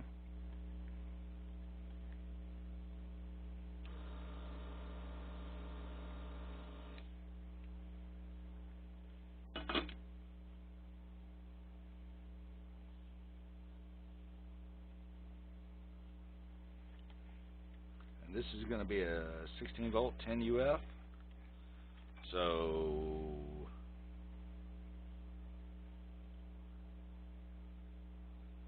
we're going to go with the 25 UF because, again, that's what we have. That's what we're dealing with here. Little dab of flux. This process is just very repetitive. But if you're watching this video and this is the first time that you're doing a capacitor replacement, I want you to see how you should do this. I want to try to give you some tips and tricks. I think I bumped this capacitor down here. I did.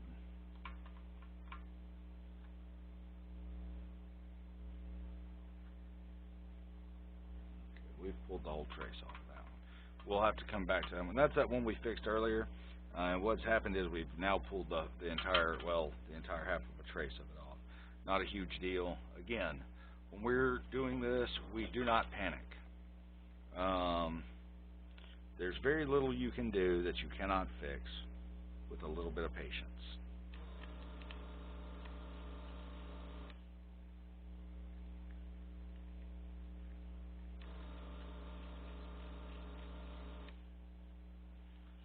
Go. This is another 10 volt 16 UF, and again we are going to go back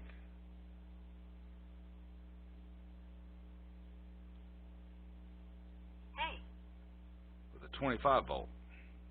Um, increasing voltage, not a problem, as long as you don't mess with the rated capacitance.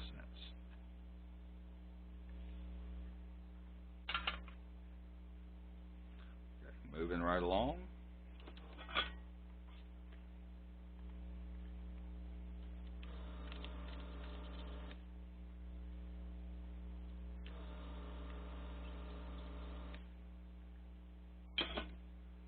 Again, another 10 UF, 16 volt.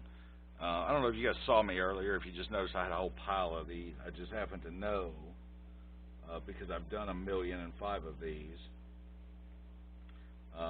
that there are 1,000,005 of the 10 UF16s all over this board. And so there's no point in going ahead and just getting one at a time. That is the most common capacitor on this board, and so there's no point in getting one or two. You might as well just go ahead and get your handful. Get you a handful of them.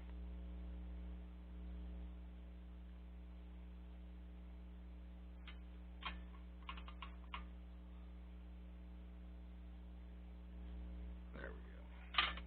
I think I may have bumped my temperature down too low a few minutes ago, so we'll crank him back up.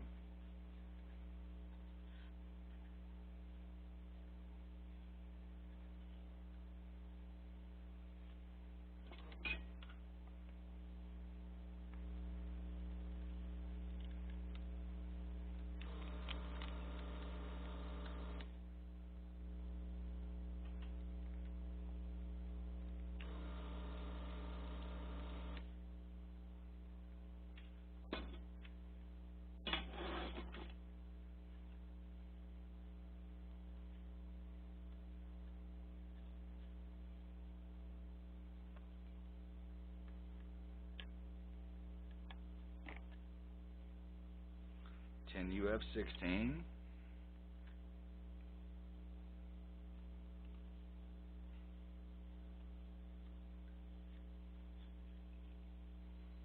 I end up buying these 10 UF16s. Love them, love to use them. Sega loves to use them. They're all over the Genesis. They're all over the Game Gears. It's one of those, the most common that you will find in just about anything. So I buy them by the 100 pack.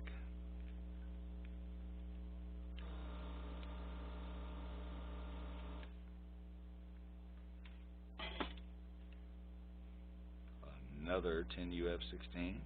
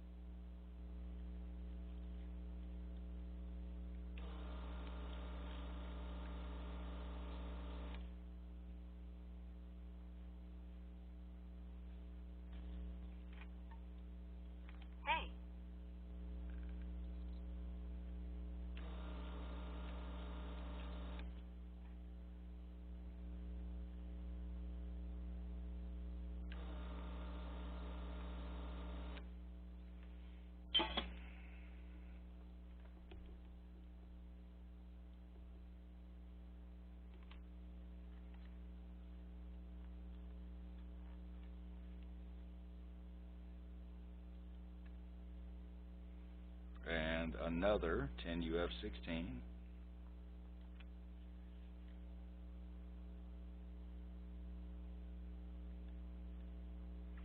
Again, paying very close attention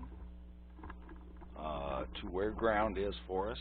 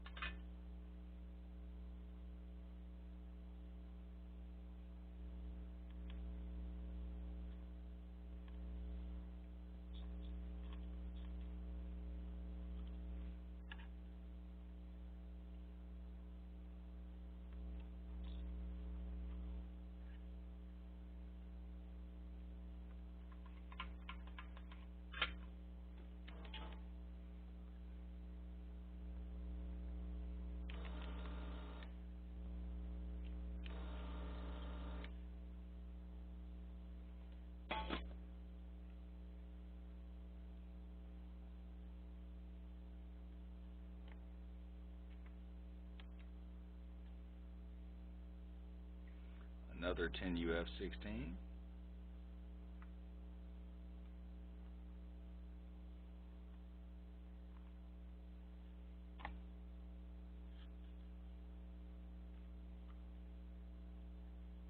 And I think what we're going to do is, because we've gotten to where there's so many of these component legs sticking up, it's starting to get a little dicey to work, is we're going to go ahead and tie in all these and clip them off real quick like,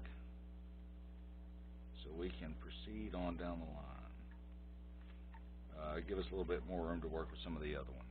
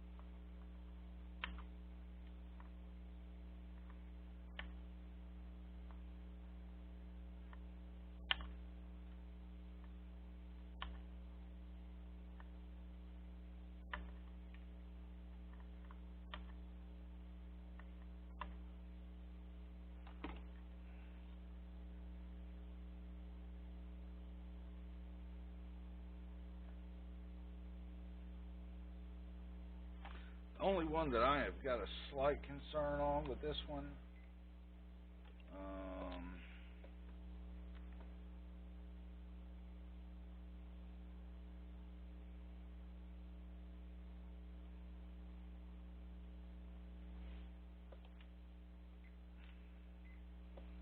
help.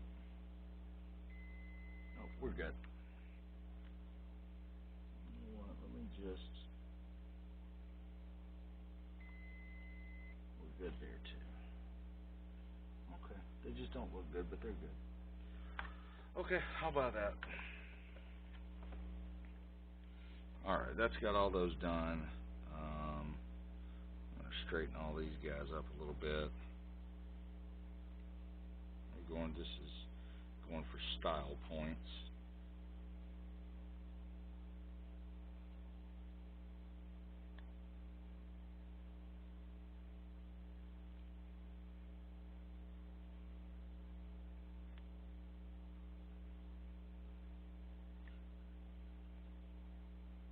Okay, I'll buy that. Meddling right along.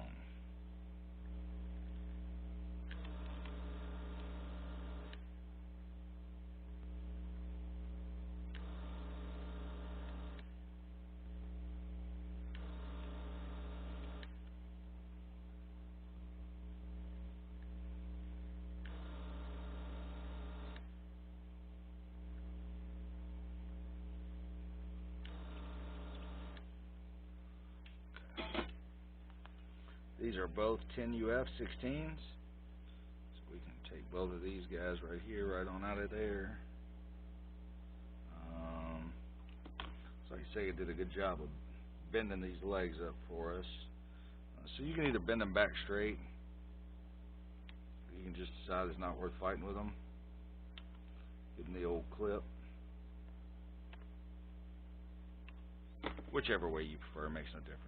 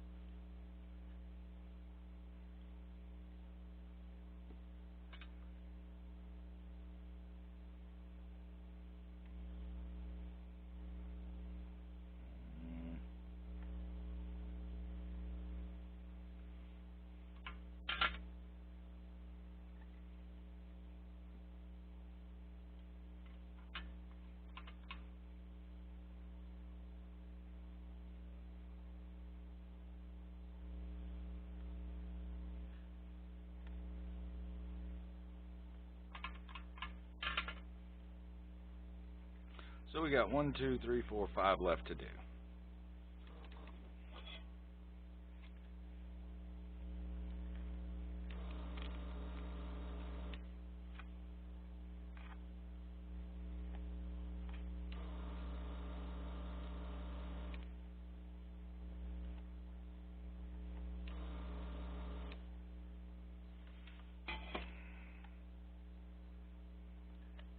Surprise, surprise, another 10 UF16.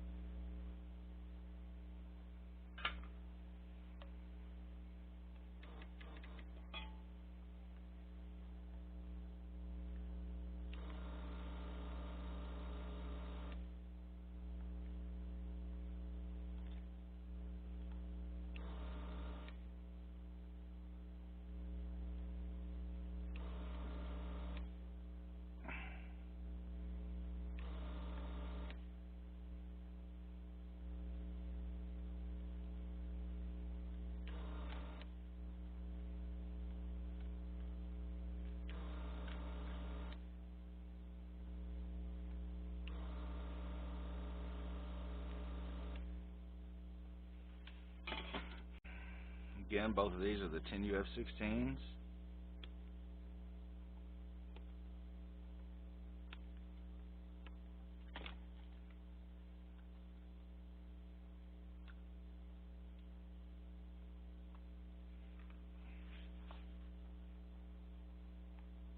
We're going to be exactly, I poured, somehow managed to pour exactly one short of what I actually needed. Be willing to bet. Be willing to bet I poured exactly one short. Don't ask me how I pulled that off, but somehow I managed to do that.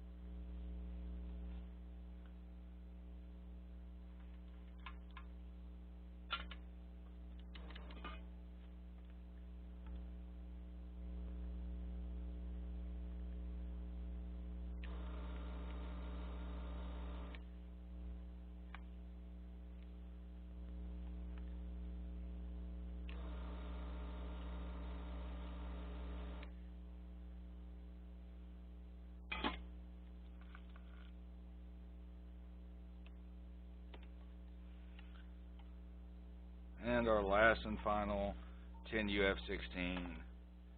Back in the bucket we go. There we go. Like I said, I buy them by the hundred full. I think this was a bag of 100 pieces. So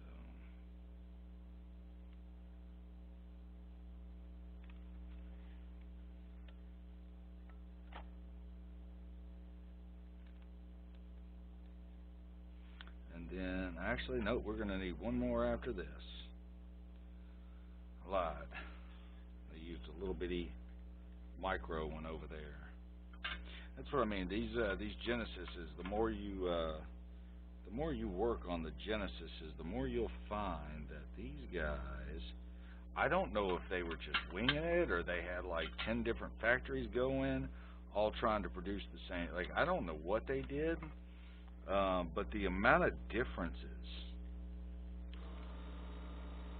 between some of the stuff they used is just mind-blowing, you know? The amount of variation from not just version to version, but within the same version is mind-blowing. You know, I can't tell you. This is actually the first VA1 MD2 I've ever pulled apart that didn't have a jumper wire somewhere. Um, which again, you know, interesting. And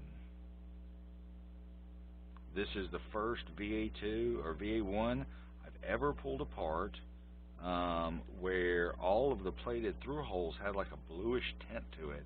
Usually you would equate that to some sort of almost like a battery damage or something. There's no batteries on this board, no batteries to damage. I've never, one of those things I've never seen the amount of variation. When you pick up an NES, you know, if you pick an original NES, it doesn't really matter. You know, they're all near identical across the board. When I say near identical, I mean, you know, the ones from the same I say generation, the same variation, they're all pretty much about as identical as it gets. You pull the first, oddly enough, a Master System is pretty standard across the board. You pull a Dreamcast even, you know, but you go to the Genesises and they are just, and the amount of variation that Sega put into these boards, their quality control, I can't imagine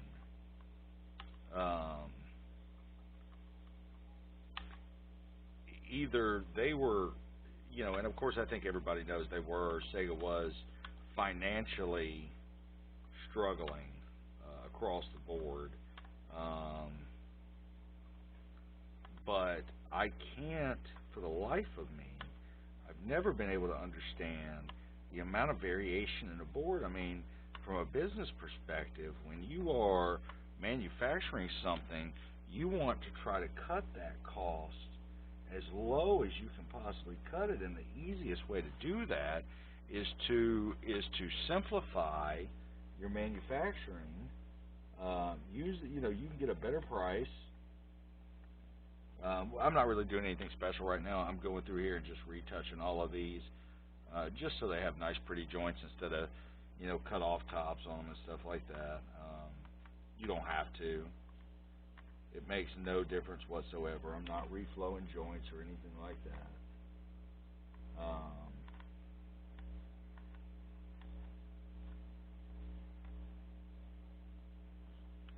Actually, watching one of Voltar's videos is what made me start doing this. Going through and retouching the heads of them. He pointed out how shitty it looked. And so I then could no longer stand it. I don't know why, but as soon as he said it, I started looking at some of the boards, some of the work that I'd done, and went, "Oh my God, that is really aggravating. I'm not doing that anymore." And stopped it. But at any rate, you know, when you look at Sega and the amount of variation that they put in these boards, it is just, I don't know how they made any money. I really don't.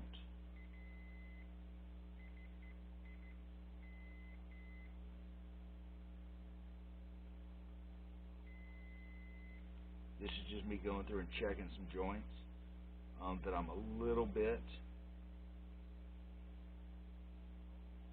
not sure about.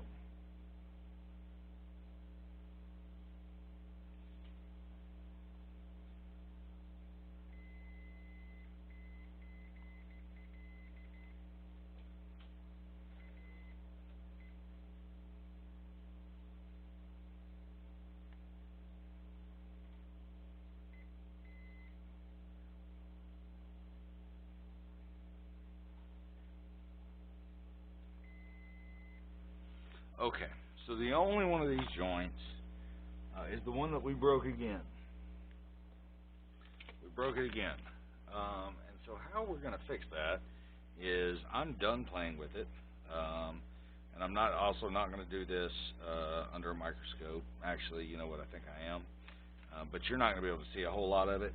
I'm debating on going all the way across the board with a bodge wire, which I certainly could do, because the jumper point on it is from here, and he comes to here, so I could do that, or I could just tie a small trace there to there. I could do that as well.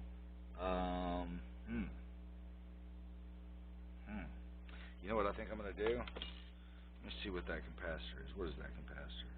That's a 10U25. I'll tell you what I'm going to do.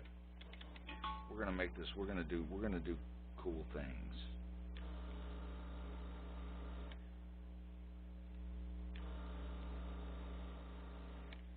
Here's what we're going to do. We're going to throw that guy away. Poor little guy, poor little capacitor. He never stood a chance in life. I screwed him up right off the bat. What we're going to do, we're going to get us one more of these out. I'm going to take my favorite little pocket knife as soon as I can locate where I threw him down at. I'm going to go to this trace, which actually looks pretty clean. And what we're going to do is,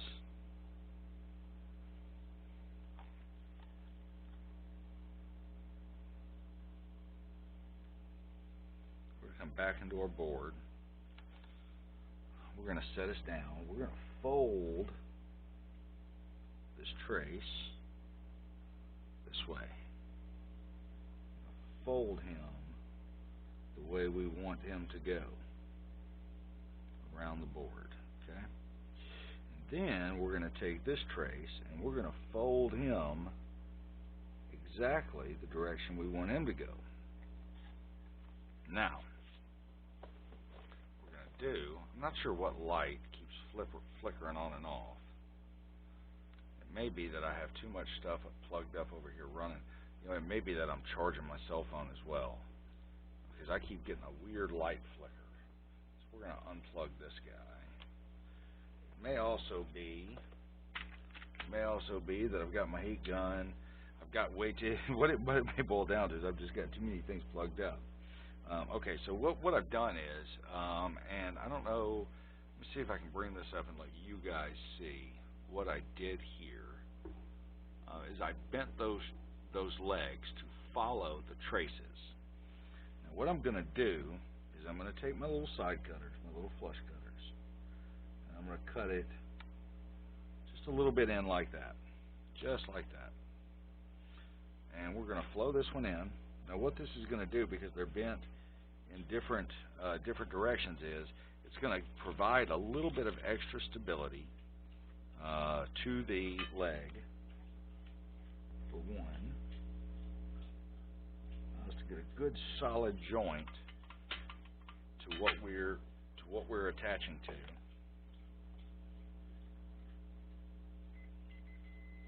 And the fact that it's bent backwards will provide a little bit of extra stability on the board. Now what I'm trying to do is gauge, we need to cut this guy about right there.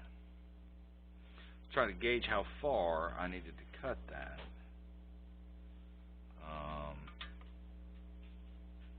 Now we're going to attempt the impossible. To flow a joint we can't see underneath. But I think we've pulled it off.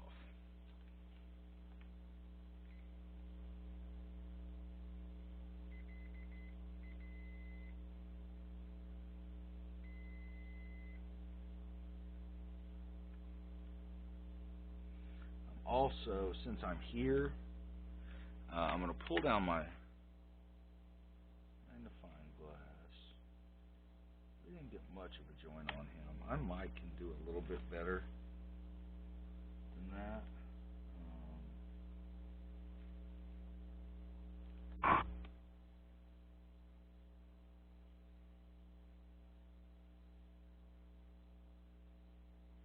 But it ain't going to be much.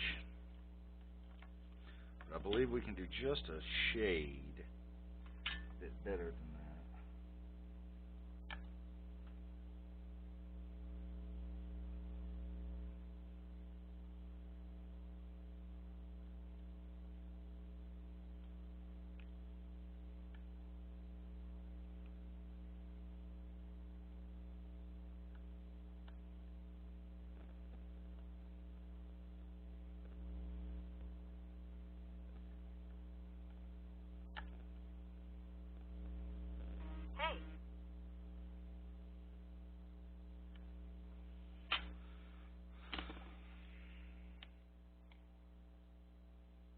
that right there,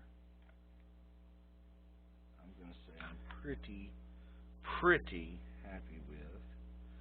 But we're going to flow a little bit more solder onto it.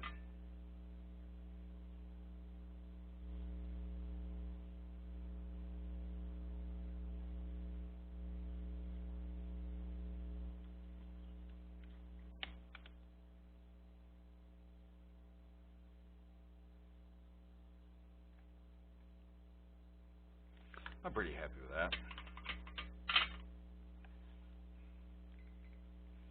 So as long as we still got a joint and we don't have any anything anywhere else, which we don't, then we are done. Cool. So we can shut that guy down. We can clean this up. And when we come back, alright guys, welcome back. So it took a few minutes and cleaned up this Genesis and put it in the wash. Got all the dirt and everything off of it, and I wanted to start going after some of these scratches and scuffs and stuff on it. I found this a while ago. This is Quick's plastic polish. It's for headlight lenses. I've tried just about everything, including McGuire's and everything else. I haven't had any luck, but this stuff for some reason seems to work really well. And so I'm gonna show you how to use this. It does require quite a bit of rubbing. They say rub for like 3 minutes. You don't really have to do that if you just pay real close attention to what you're doing. You can really shine up an old console in a hurry. So get your bottle. I always recommend kind of giving it some squeezing.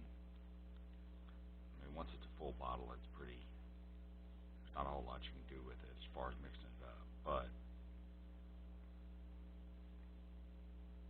you don't want to use a whole lot of this stuff. Just a little bit will do it. It comes with that. It comes with some 3000 grit sandpaper as well, or some 1500. I have found in my experience 1500 is a little excessive.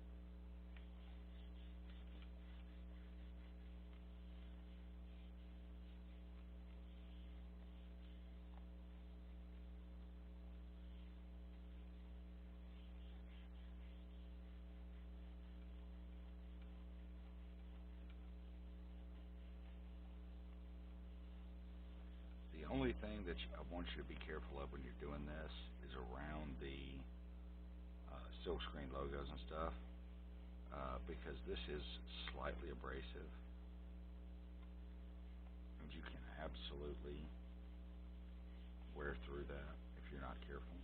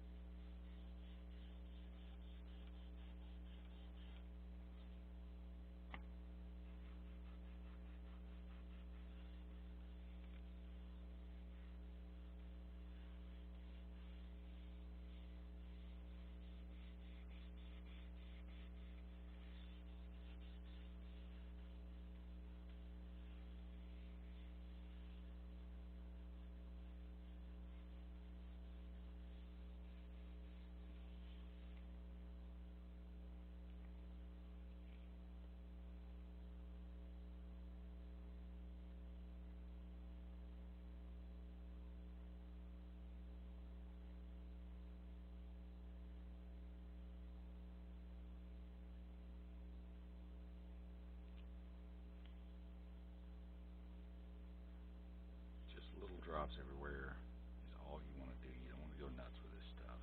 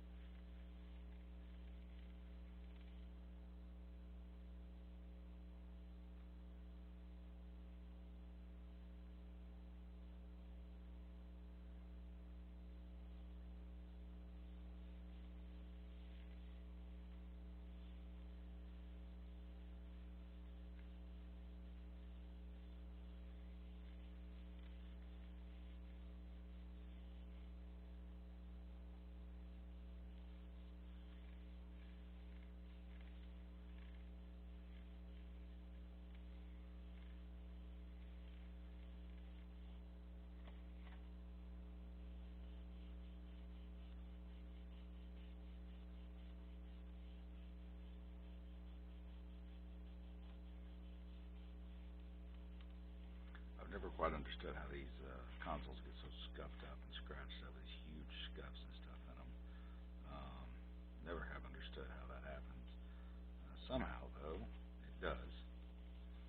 And this is a great product to get rid of a bunch of those. Now, you're not gonna. It's not a retro bright. You're not going to remove yellowing stains and stuff like that.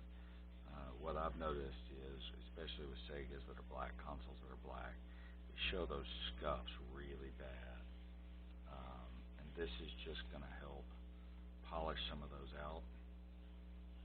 Um,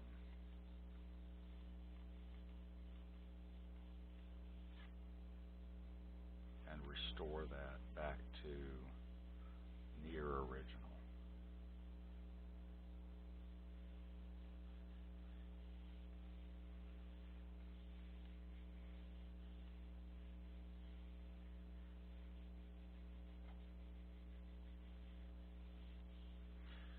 One thing I will say about this stuff is it just spreads and spreads and spreads and spreads and spreads.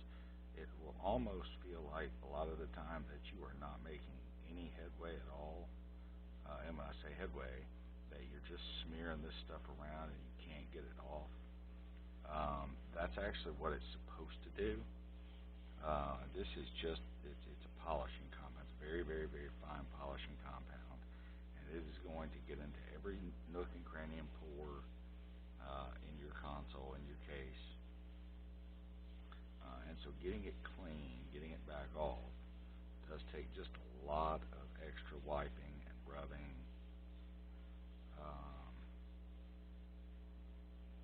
Now, once you get it to about this point, where for the most part, it's about as clean as it's gonna get.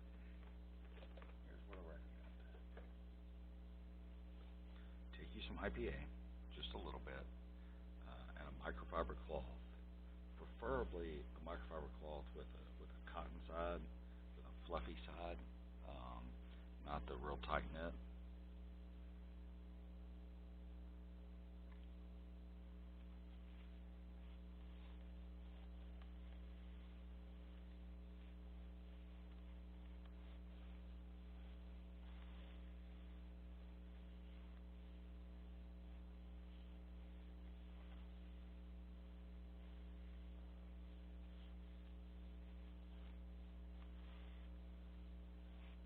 And that'll help break down any remaining, any of the leftover polishing compound that's on it.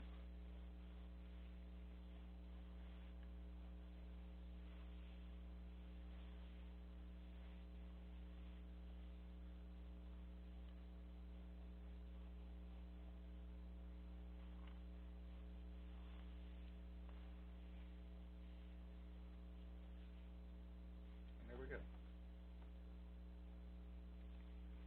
So if we do a little bit more on this front edge, I may come back and polish this here in just a few minutes. Um, is this the perfect solution? Does this get every scratch off? I guess if you wanted to spend the time, it absolutely will. But for the most part, you can see at the job that's been done and how crisp and clear that ends up looking. That's what you're after right there. That's a good looking console. That will last for a good long time. The polish on it's beautiful. It looks great. All right, let me round up the other pieces. We'll put this guy back together, uh, and then we'll give her a test fire and see if she works.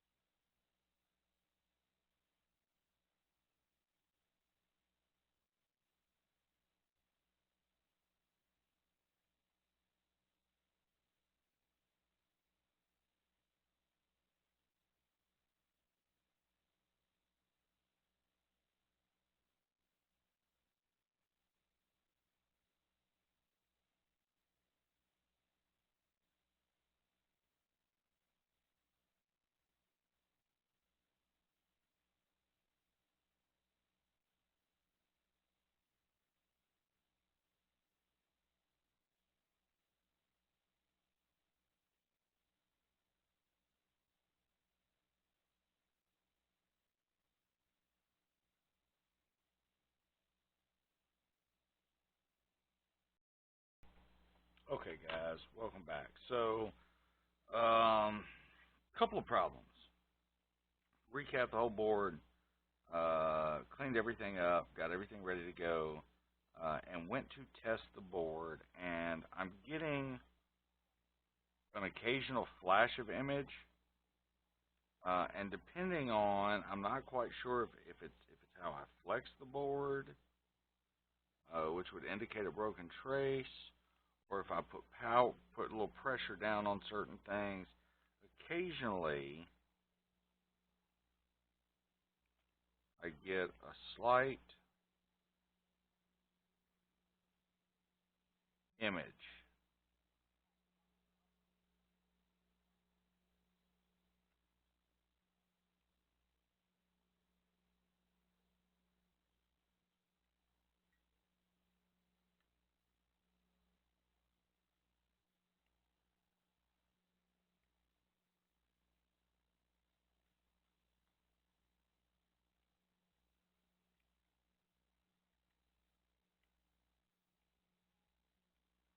Now, on one monitor, I'm getting a buzzing sound that goes away after a few seconds, and on another monitor, I'm getting nothing, no audio, but it doesn't have speakers anyway. Right.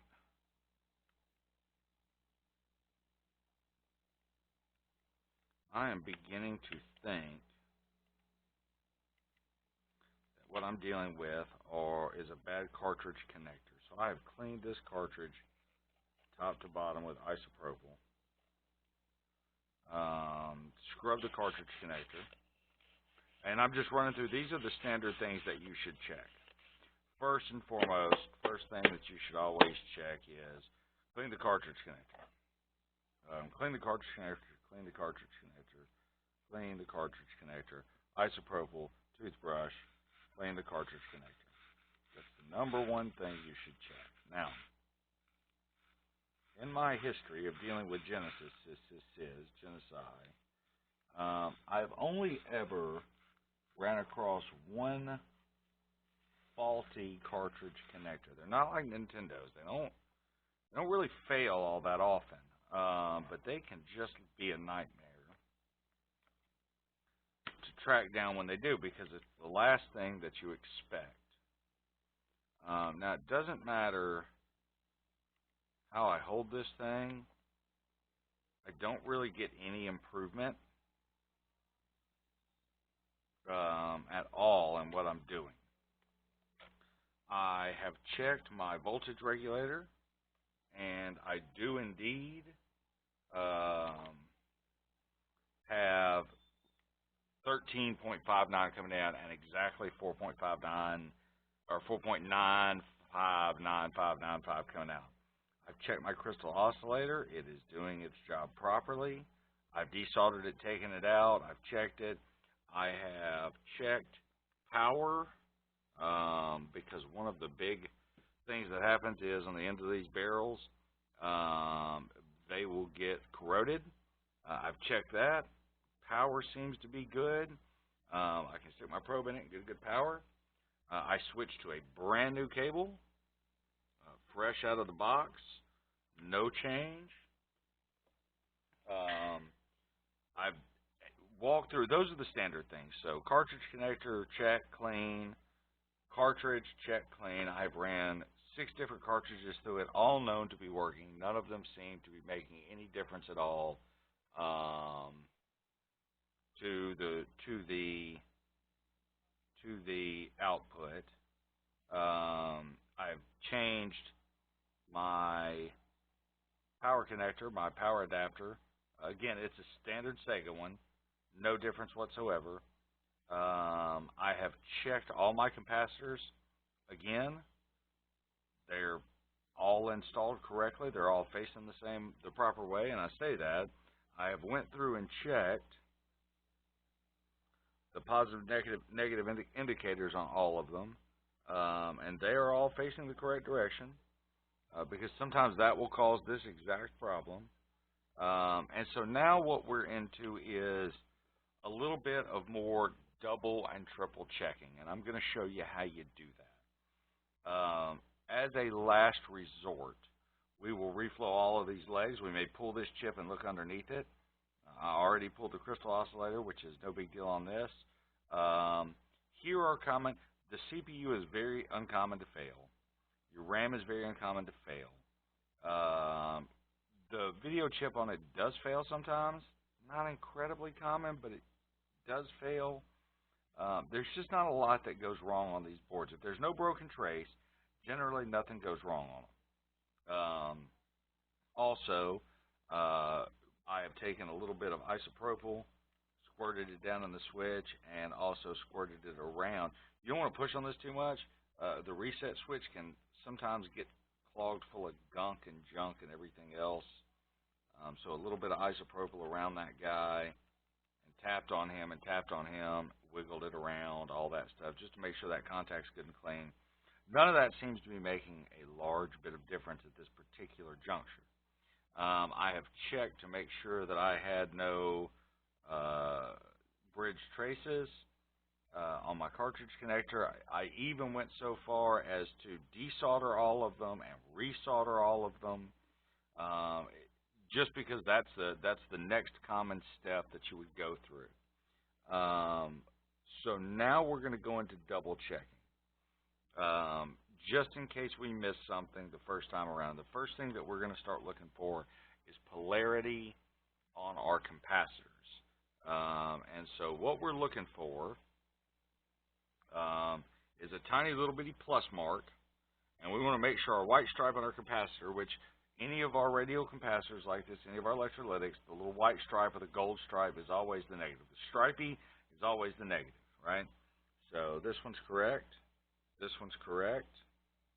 That one's correct. This one's correct. This one is correct. And what I'm doing with my tweezers is I'm pointing to the plus side and physically looking at the negative.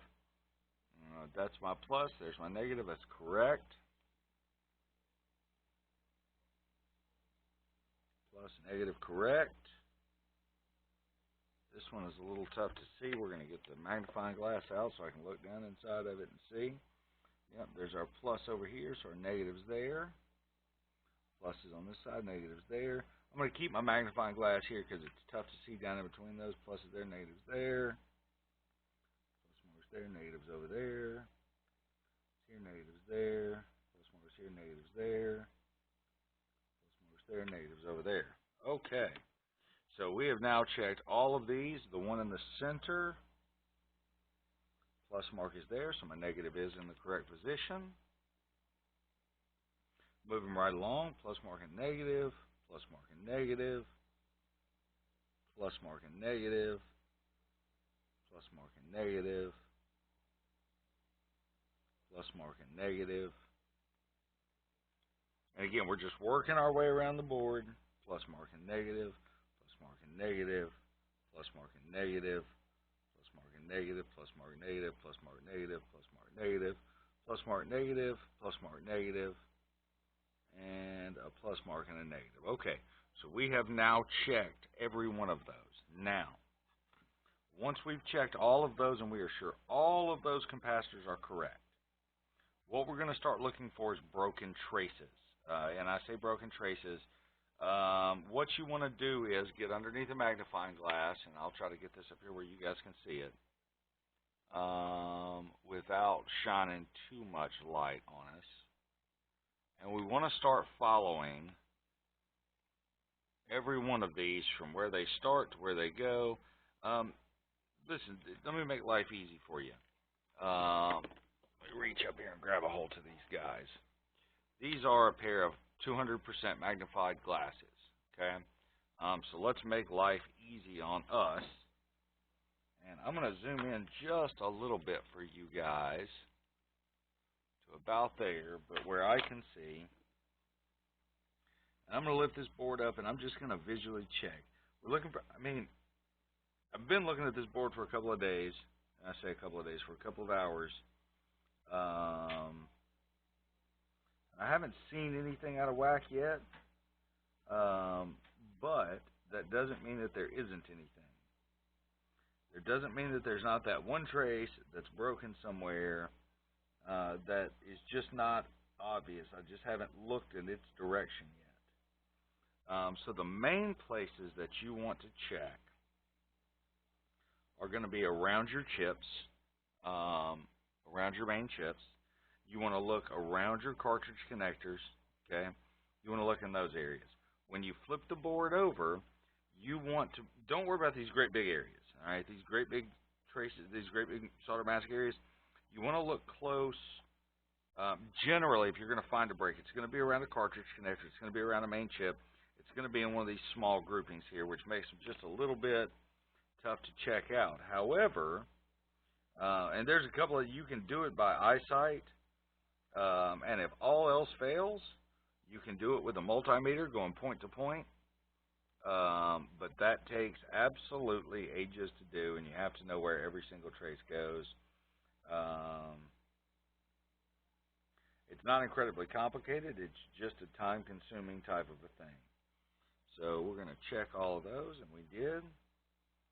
Pivot our board around. Again, we're just looking for anything out of the ordinary. You're looking for anything brown, anything rusted, anything oxidized looking, any obvious cuts where maybe a knife has scratched the board, or somebody's, the worst, and this happens frequently, it's really tough for me to see. I have to look way back so I can see anything.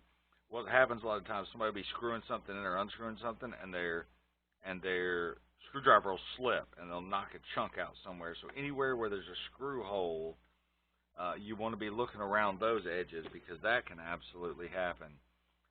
Or knock a component off altogether. I've actually done that before. I did that on a PS4, and it just, I mean, the screwdriver just slipped.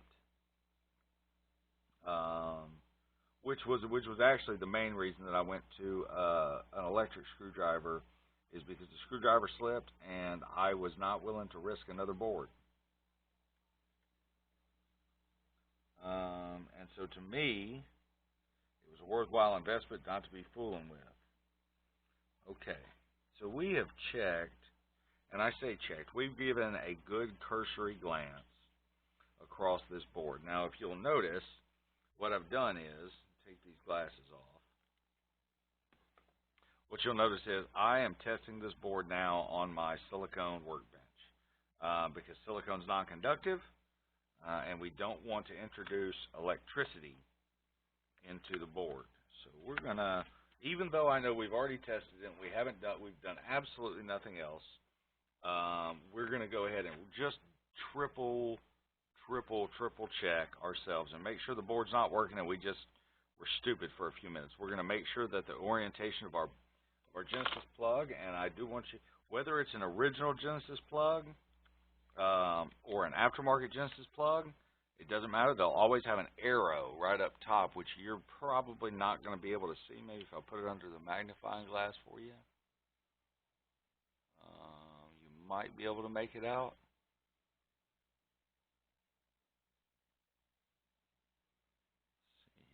He's going to be right here. I don't know if you can make that out or not, but there's an arrow, and that indicates top, okay? There's also a little divot in it. You go all the way around, you got two divots on the bottom, you got one big one on the top.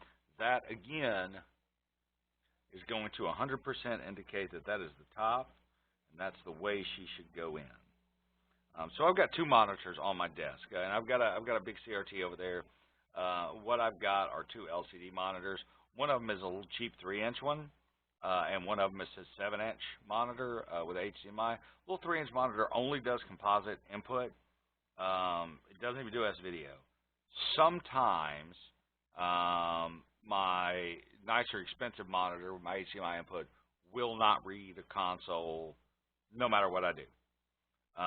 But without fail, if a console works, my little 3-inch monitor over there, I think I paid like $20 for the thing, and it's teensy, tiny, has worked every single time and read every console. So now we've got our cartridge in, we've got our power cables hooked up. We're not worried about hooking a controller up yet because the Genesis does not need one to run. Our power button, and something has resolved. because we now have a functional console. So, if I had to wager, if I was a betting man, what I would guess happened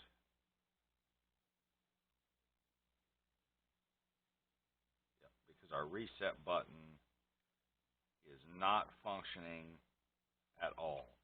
So, common failure point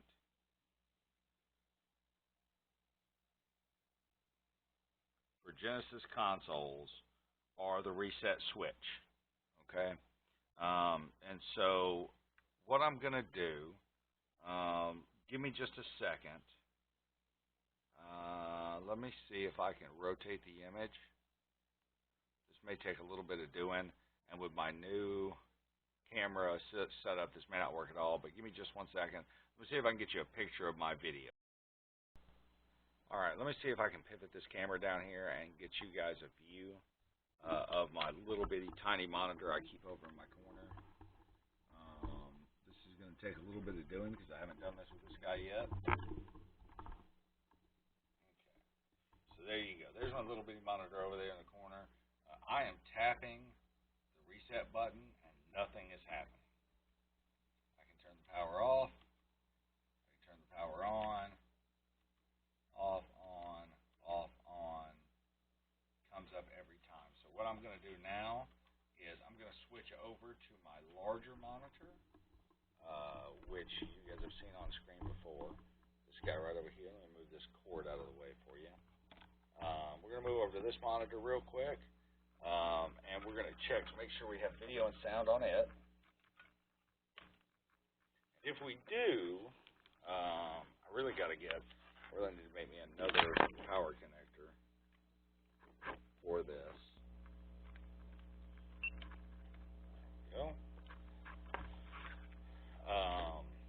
If we do have audio and video now on this one, then what we have determined is 100% that is that reset switch. So we're going to turn him on. And we do have sound.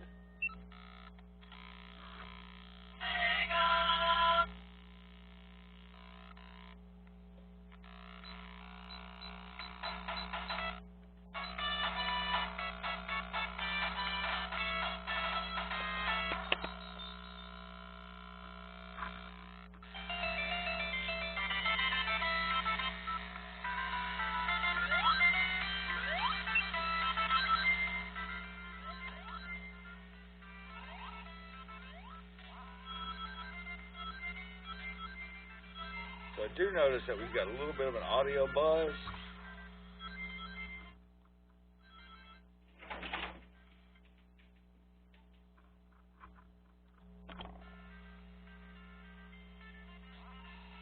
But our video otherwise looks pretty okay. But if you'll notice, I don't know if you guys can tell it or not.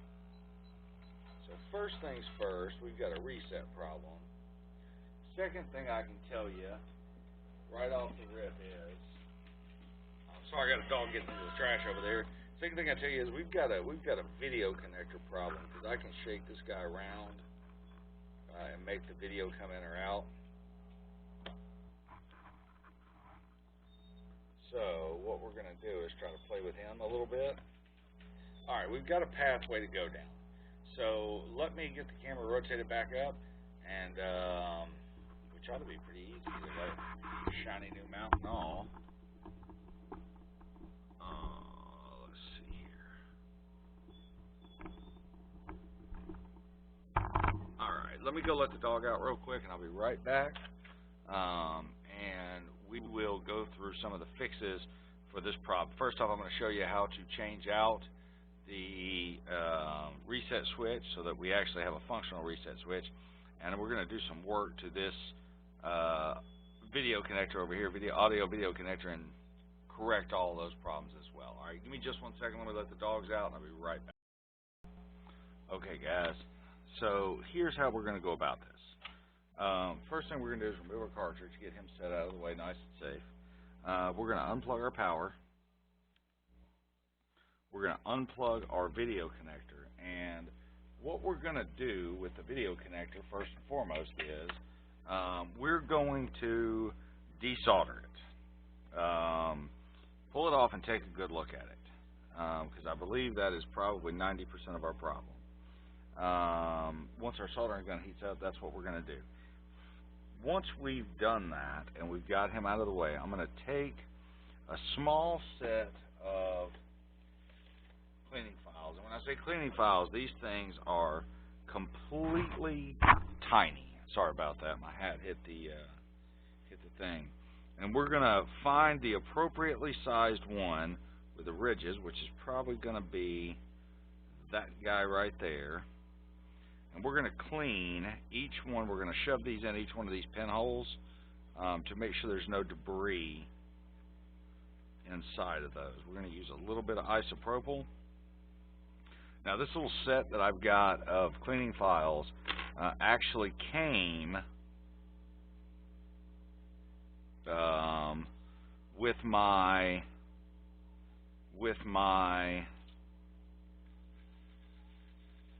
hot air or desoldering station, but you can buy them on Amazon for a desoldering station really cheap. We're just going to shove this pin in here, give him a little bit of a wiggle around. That may be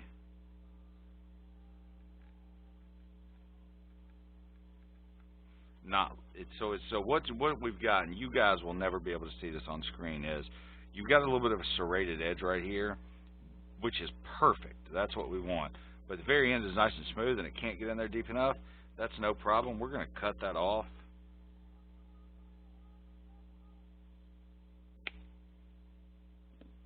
And get him all the way so we can get down and get that filed edge in there.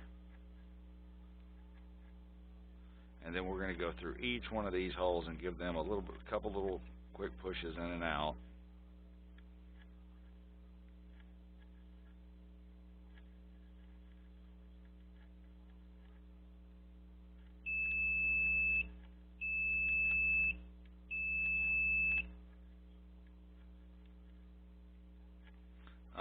This is another one of those, like you don't see a failed port, video port, very often on these.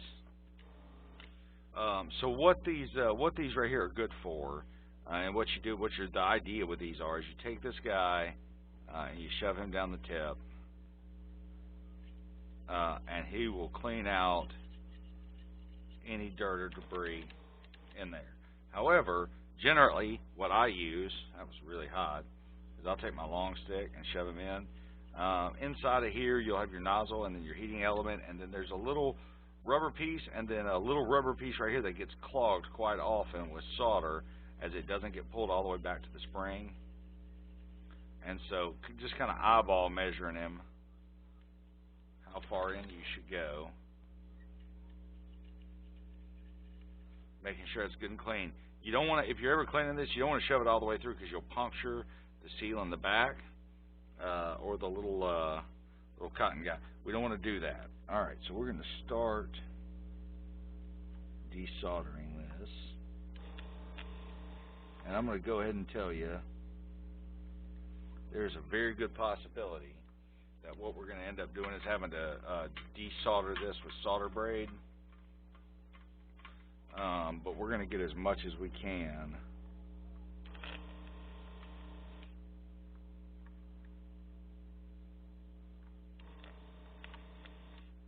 with our desoldering iron first and foremost,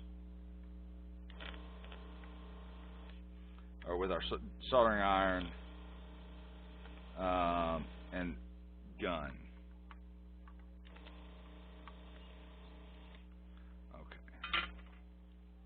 Now, what you'll notice is with a desoldering gun especially is what you run into, let's keep rotating down, what you'll get into with this is, let me zoom in just a little bit so you guys can see what I'm working on here.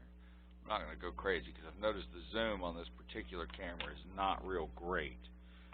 What you'll notice is a lot of time your soldering gun, the tip of it will be nice and hot, and it's great right here on the very end, but the sides of it just don't produce enough heat to do what you need to do.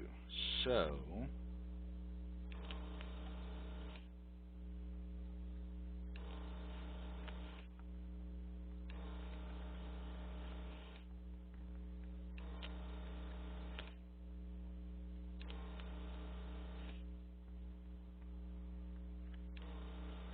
we're probably going to have to go back and do this again, because we're not going to get a lot of wiggle out of these pins, and because we could not, with what we have available to us, get the grounding lugs clear of solder, what we're going to end up having to do is go in with our solder braid. Now remember, always clip off a little piece, fold you a tiny little bitty L on the end of it, because it gives you something to hold on to it with.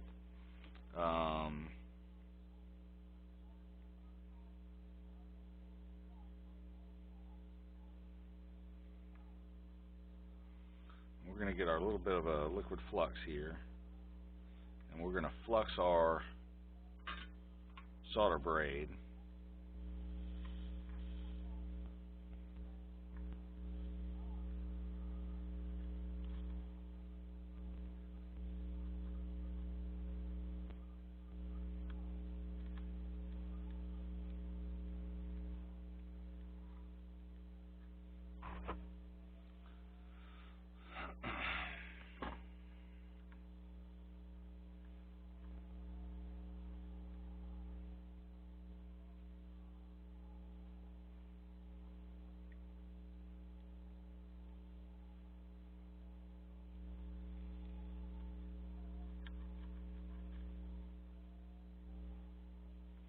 Once we get that up there, as you use your eyes, you'll notice that they bent these two tabs right here down. And I'm going to show you the quickest and easiest way to bend these back up. Get your soldering iron, heat up that area,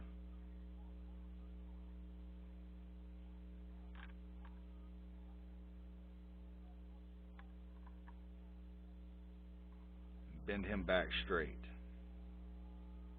What you're not going to be able to do with this, no matter how hard you try, is you're not going to be able to do this with it cold. You're going to have to get this guy very, very, very warm.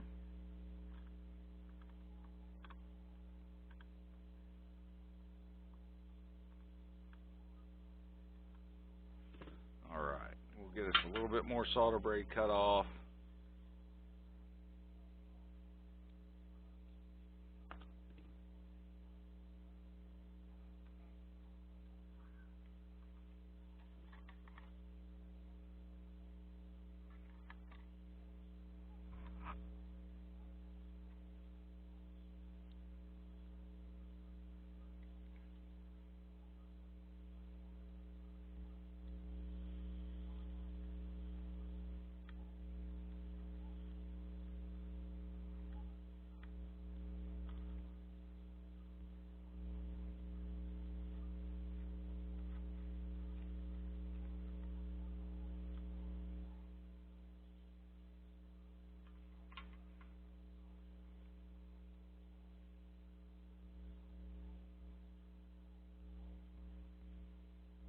Now, once we've got all of those, for the most part, we've hit them with the desoldering braid.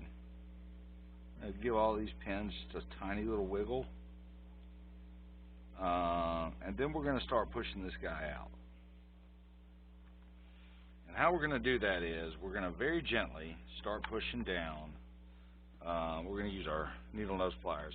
We're not going to apply a lot of force. We're not trying to break this thing free. We're just going to see if it's already free, which of course I'm 99.9% sure that it is not, but that's okay. So if that doesn't come free pretty quickly, there's a couple of things we can do. A couple of things we're going to do. We're going to try to apply a little bit of heat and push a little bit.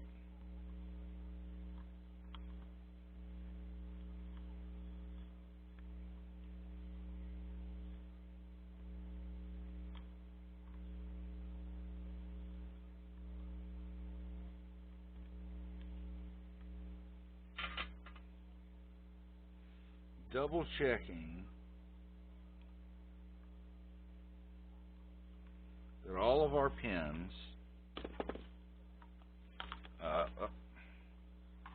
are flux for or are solder free. And what I can tell you is just by glancing over this, we are not. Now we're going to commit a bit of a no-no here, and you've heard me say it before in some of my other videos. You never use the whole solder and roll. You don't want to do that. We're going to commit a little bit of a sin here and do that.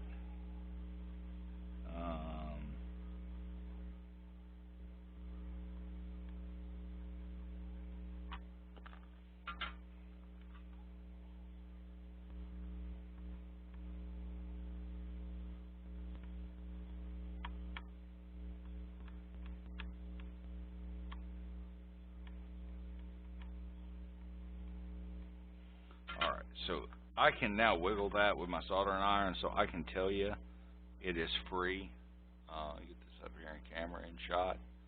And let me zoom out so you guys can see us. So this guy's now free. We're going to wiggle him loose a little bit.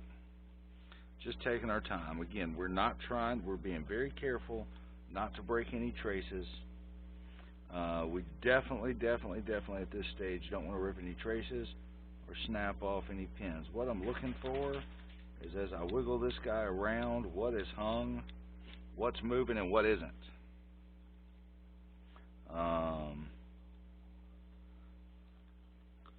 We want to find exactly what isn't moving and free him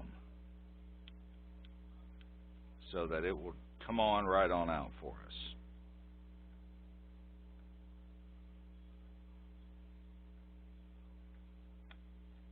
There we go. Okay.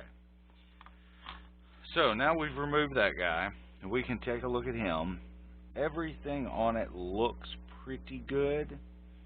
I don't see any obvious failure points. I don't see any errors on it. I don't see anything broken. Put this under magnifying glass for you guys where y'all can see it too. It seems I have attracted a fly due to all the light. I don't see anything out of the ordinary. Nothing should be wrong with that. So again, we're going to go back and find our little cleaner. Go back in on all these little pins. We're going to clean him one more time.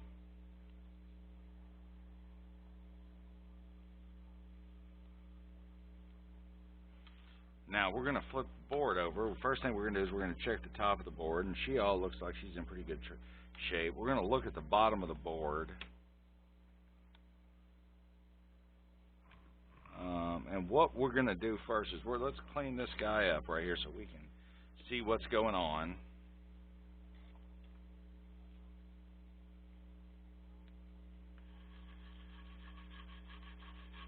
With all the flux and the other stuff going on.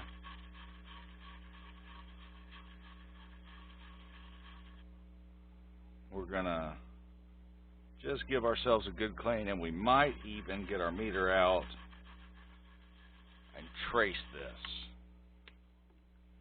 I'll do a little bit of trace checking on it to make sure. Matter of fact, I think we will. So all of these ground planes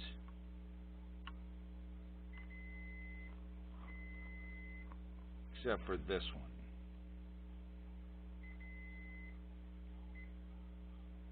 Okay, so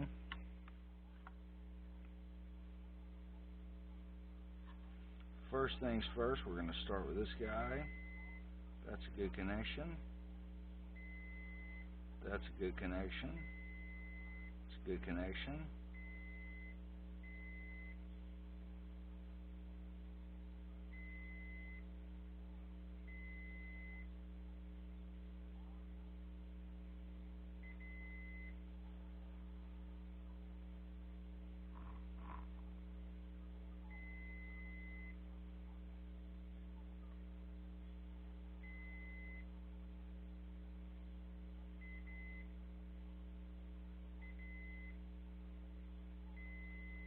Okay, so those all seem to be pretty good.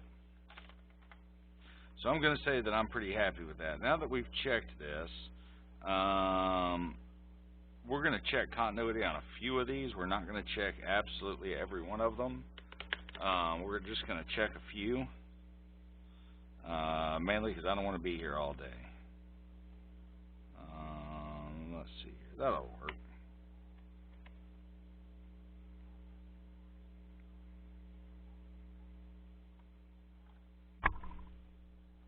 So first thing we're going to do is check our ground ring.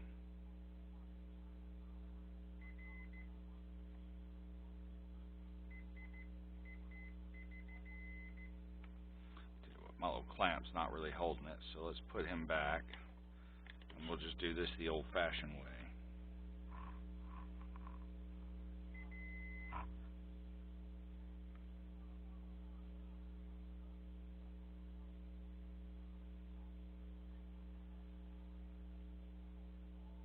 So it's important to remember that not all of these pins will be connected to anything.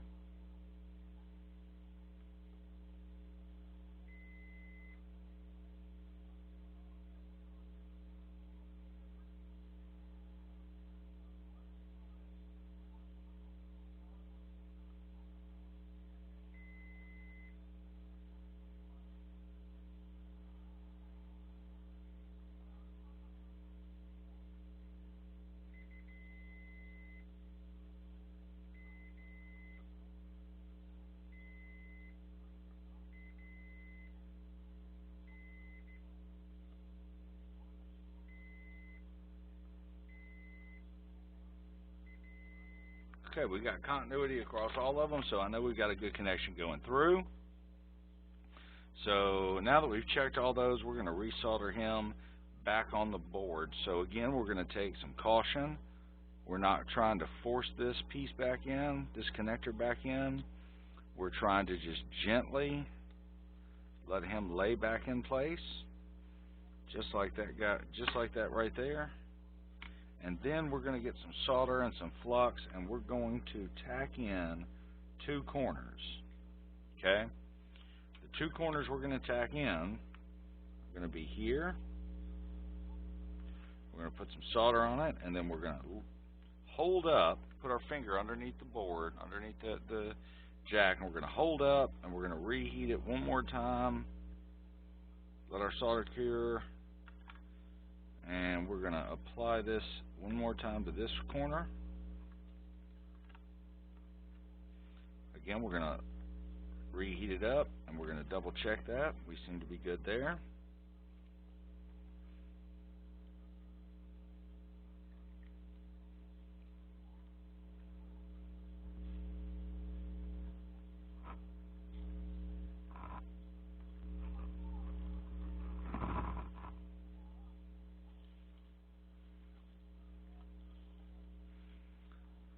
Okay, I'll tell you what I'm going to do, just for giggles and so you guys can see. I'm going to pull out the microscope, and we're going to do this last bit underneath the microscope for you guys, because it'll be more fun, a little bit more educational for you guys. You'll be able to see a little bit more about what's going on. If I can get rid of the fly, I'll be in great shape.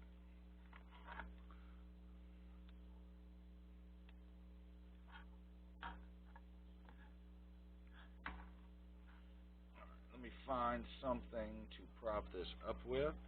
It's going to be too much.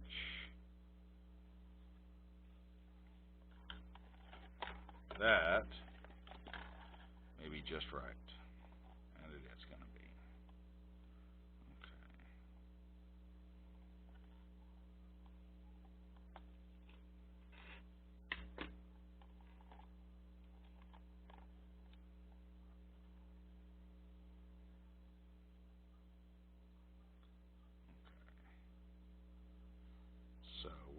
tilt this guy back so you guys can see what exactly we're on about and what we're doing.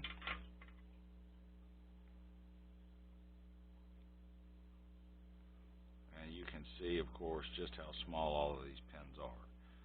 I'm going to try to avoid drag soldering this.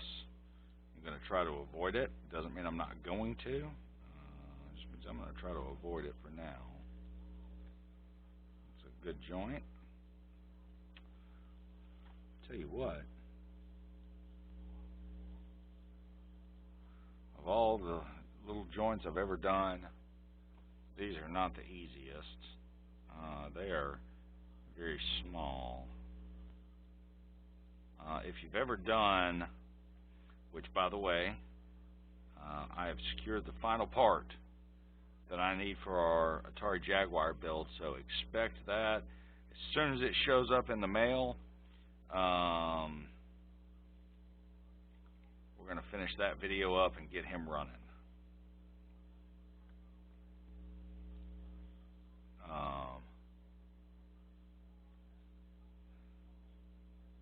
So I don't know if you guys can tell. Let me pull this up here above the screen. How small that is. That is the thickness of the soldering that I use, and it is nearly bigger than the trace that I'm working with here. So you know, a lot of times people say, "Well, why should I pay so much to do this? To have somebody do this for me?" Well, this is why. This is the perfect example of why.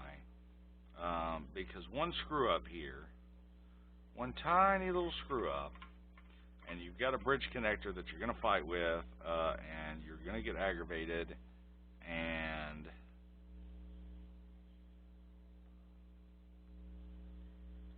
you're going to move on, and your console won't work. And so why should you pay a pro? For that reason right there. I'm a little bit concerned that I got a bridge between those two that you can see right here in the middle. These guys right there. A little bit concerned I got a bridge, so we're going to fix that real quick and easy like.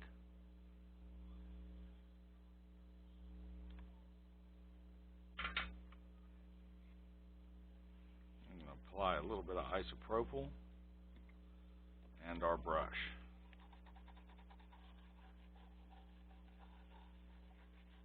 We're going to zoom in on this even closer and make sure that we don't have a bridge. First thing we're going to do, though, is dry the area. So let me turn on my heat gun. I'm going to dry this guy up.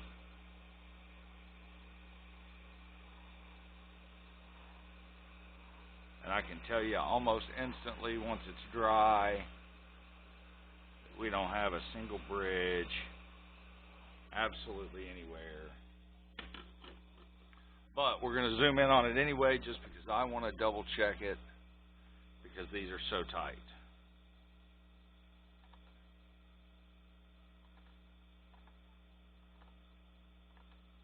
Get right down here on us. Now,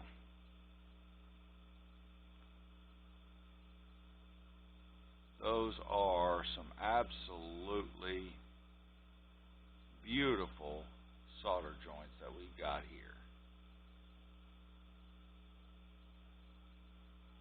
Absolutely beautiful. So, what I'm going to do is come back out, and we're going to hit these with a meter. Just so that we can, again, this is one of those, we're going to double, triple, quadruple check.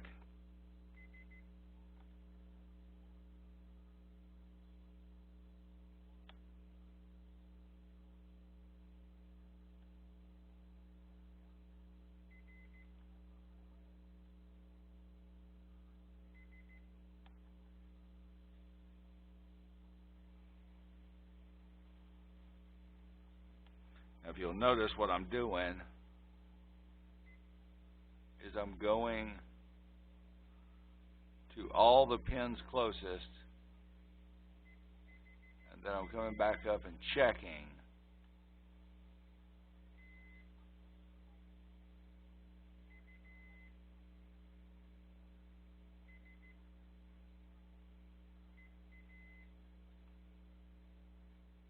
Ensuring that I don't have a bridge anywhere.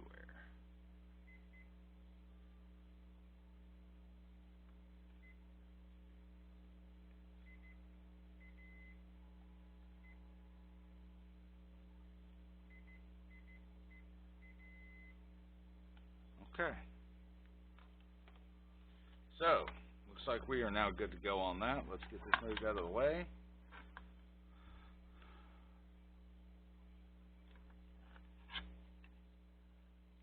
We're going to do another quick little check.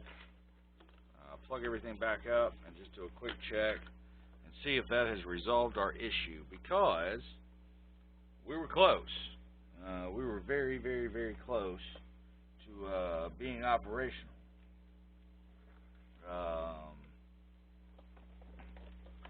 And so, since we're so close, we're going to go ahead and check. There we go.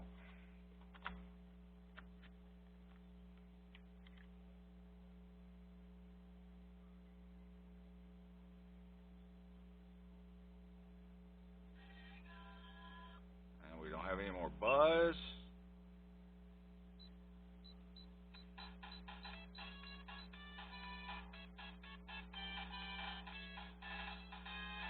Let me switch this over and we'll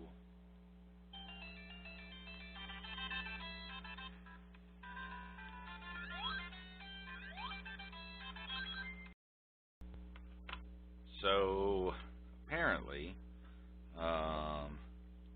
because I'm not nearly as intelligent as I look, I failed to notice I was running out of memory, so the entire reassembly did not get captured on camera, and while I could go back and redo it, and I did, I failed to turn the sound on. So once I got over and editing it, realized I didn't record the last of it. I came back over here and re-recorded it, and realized I didn't turn the sound on. And so at this point, we're gonna do one last shot at this, and then we're just gonna call it. So unfortunately, you guys missed me putting this into the case, which is no big deal. We're gonna go ahead and put the metals on, the top piece of the metal on, which is this guy right here. And while I was sitting here debating on what to do with this particular game console, I've got so many Genesis, and normally once I get them all cleaned up and they're fully functional and everything's ready to go, I'll stick them on eBay and sell them. But I think I've got a better idea for this one. So growing up, my little brother was quite the Sega fanatic. I was the Nintendo fanboy. You know, we grew up during that time where, you know, that was the console war, where it was Sega versus Nintendo. And he was the Sega. He had the Genesis, and I'll never forget him saving his money up, every bit of money he could, so he could go down on launch day and buy a Saturn, and he could buy a Dreamcast. I'll, you know, never forget to sit down. You know, my brother, you know, being my little brother, you know, and having something I didn't, you know, was all too happy to tell me to go away whenever I wanted to play a game, but on one of his systems. But we did enjoy quite a few good games together. You know, I think one of my favorites, or at least the one that I remember the most, was Toe Jam and Earl. But at any rate, so what I think I've decided to do with this console, now that we've got it all dressed up and prettied up, is I think I'm going to send it to my little brother. I'm not going to tell him it's coming, but I think I'm going to send it to him, and then maybe in the package just include a link to this video. So I guess, Matt, if you're watching, I hope you enjoy this video. But more than enjoying the video, I hope that you enjoy this Genesis. I hope you get to spend some time playing it. Maybe you'll complete the battle of Funkatron, Toe Jam and Earl. I'm also gonna package in another goodie. I think I'm gonna throw in one of the Game Gear McWills that I had. Again, my brother had one, and not a McWill. He had a Game Gear growing up, and of course, as brothers will do, it was very rare that I got to watch him play it, but I certainly didn't get to play it much. Whether he was using it or not, that's how brothers treat each other. But I'm going to send him along one of those as well. One of the fully recrafted. As a matter of fact, I'm going to send him the one that I did in a video on this channel earlier. So maybe in return, hopefully, I'm going to ask him. I know he's still got. I don't know if he's still got his original Genesis, but I know he's still got his original Dreamcast and his original Saturn, and I hope he's still got his GameCube. And if he does, and I'm going to ask him if he'll send him my way. I'll pay for the shipping. If he'll box them up and send them to me, I think it'd be great for the channel, great content, and I certainly love building these things. So it'll, gives me a little bit of something to do, and I think it'd be great content. We certainly won't modify them as we're going to do some of the other consoles. We won't modify them too much. We may stick a flashy light or something inside of them that he doesn't know about. But at any rate, I certainly appreciate you guys watching the video and taking the time. I hope you learned something. I hope it was helpful for you guys. Little brother, I hope you enjoy this. And if you like this video, click that like button. Be sure to subscribe. Hit the bell icon so you can get more notifications and more content like this. We'll see you guys on the next one. Thanks for watching.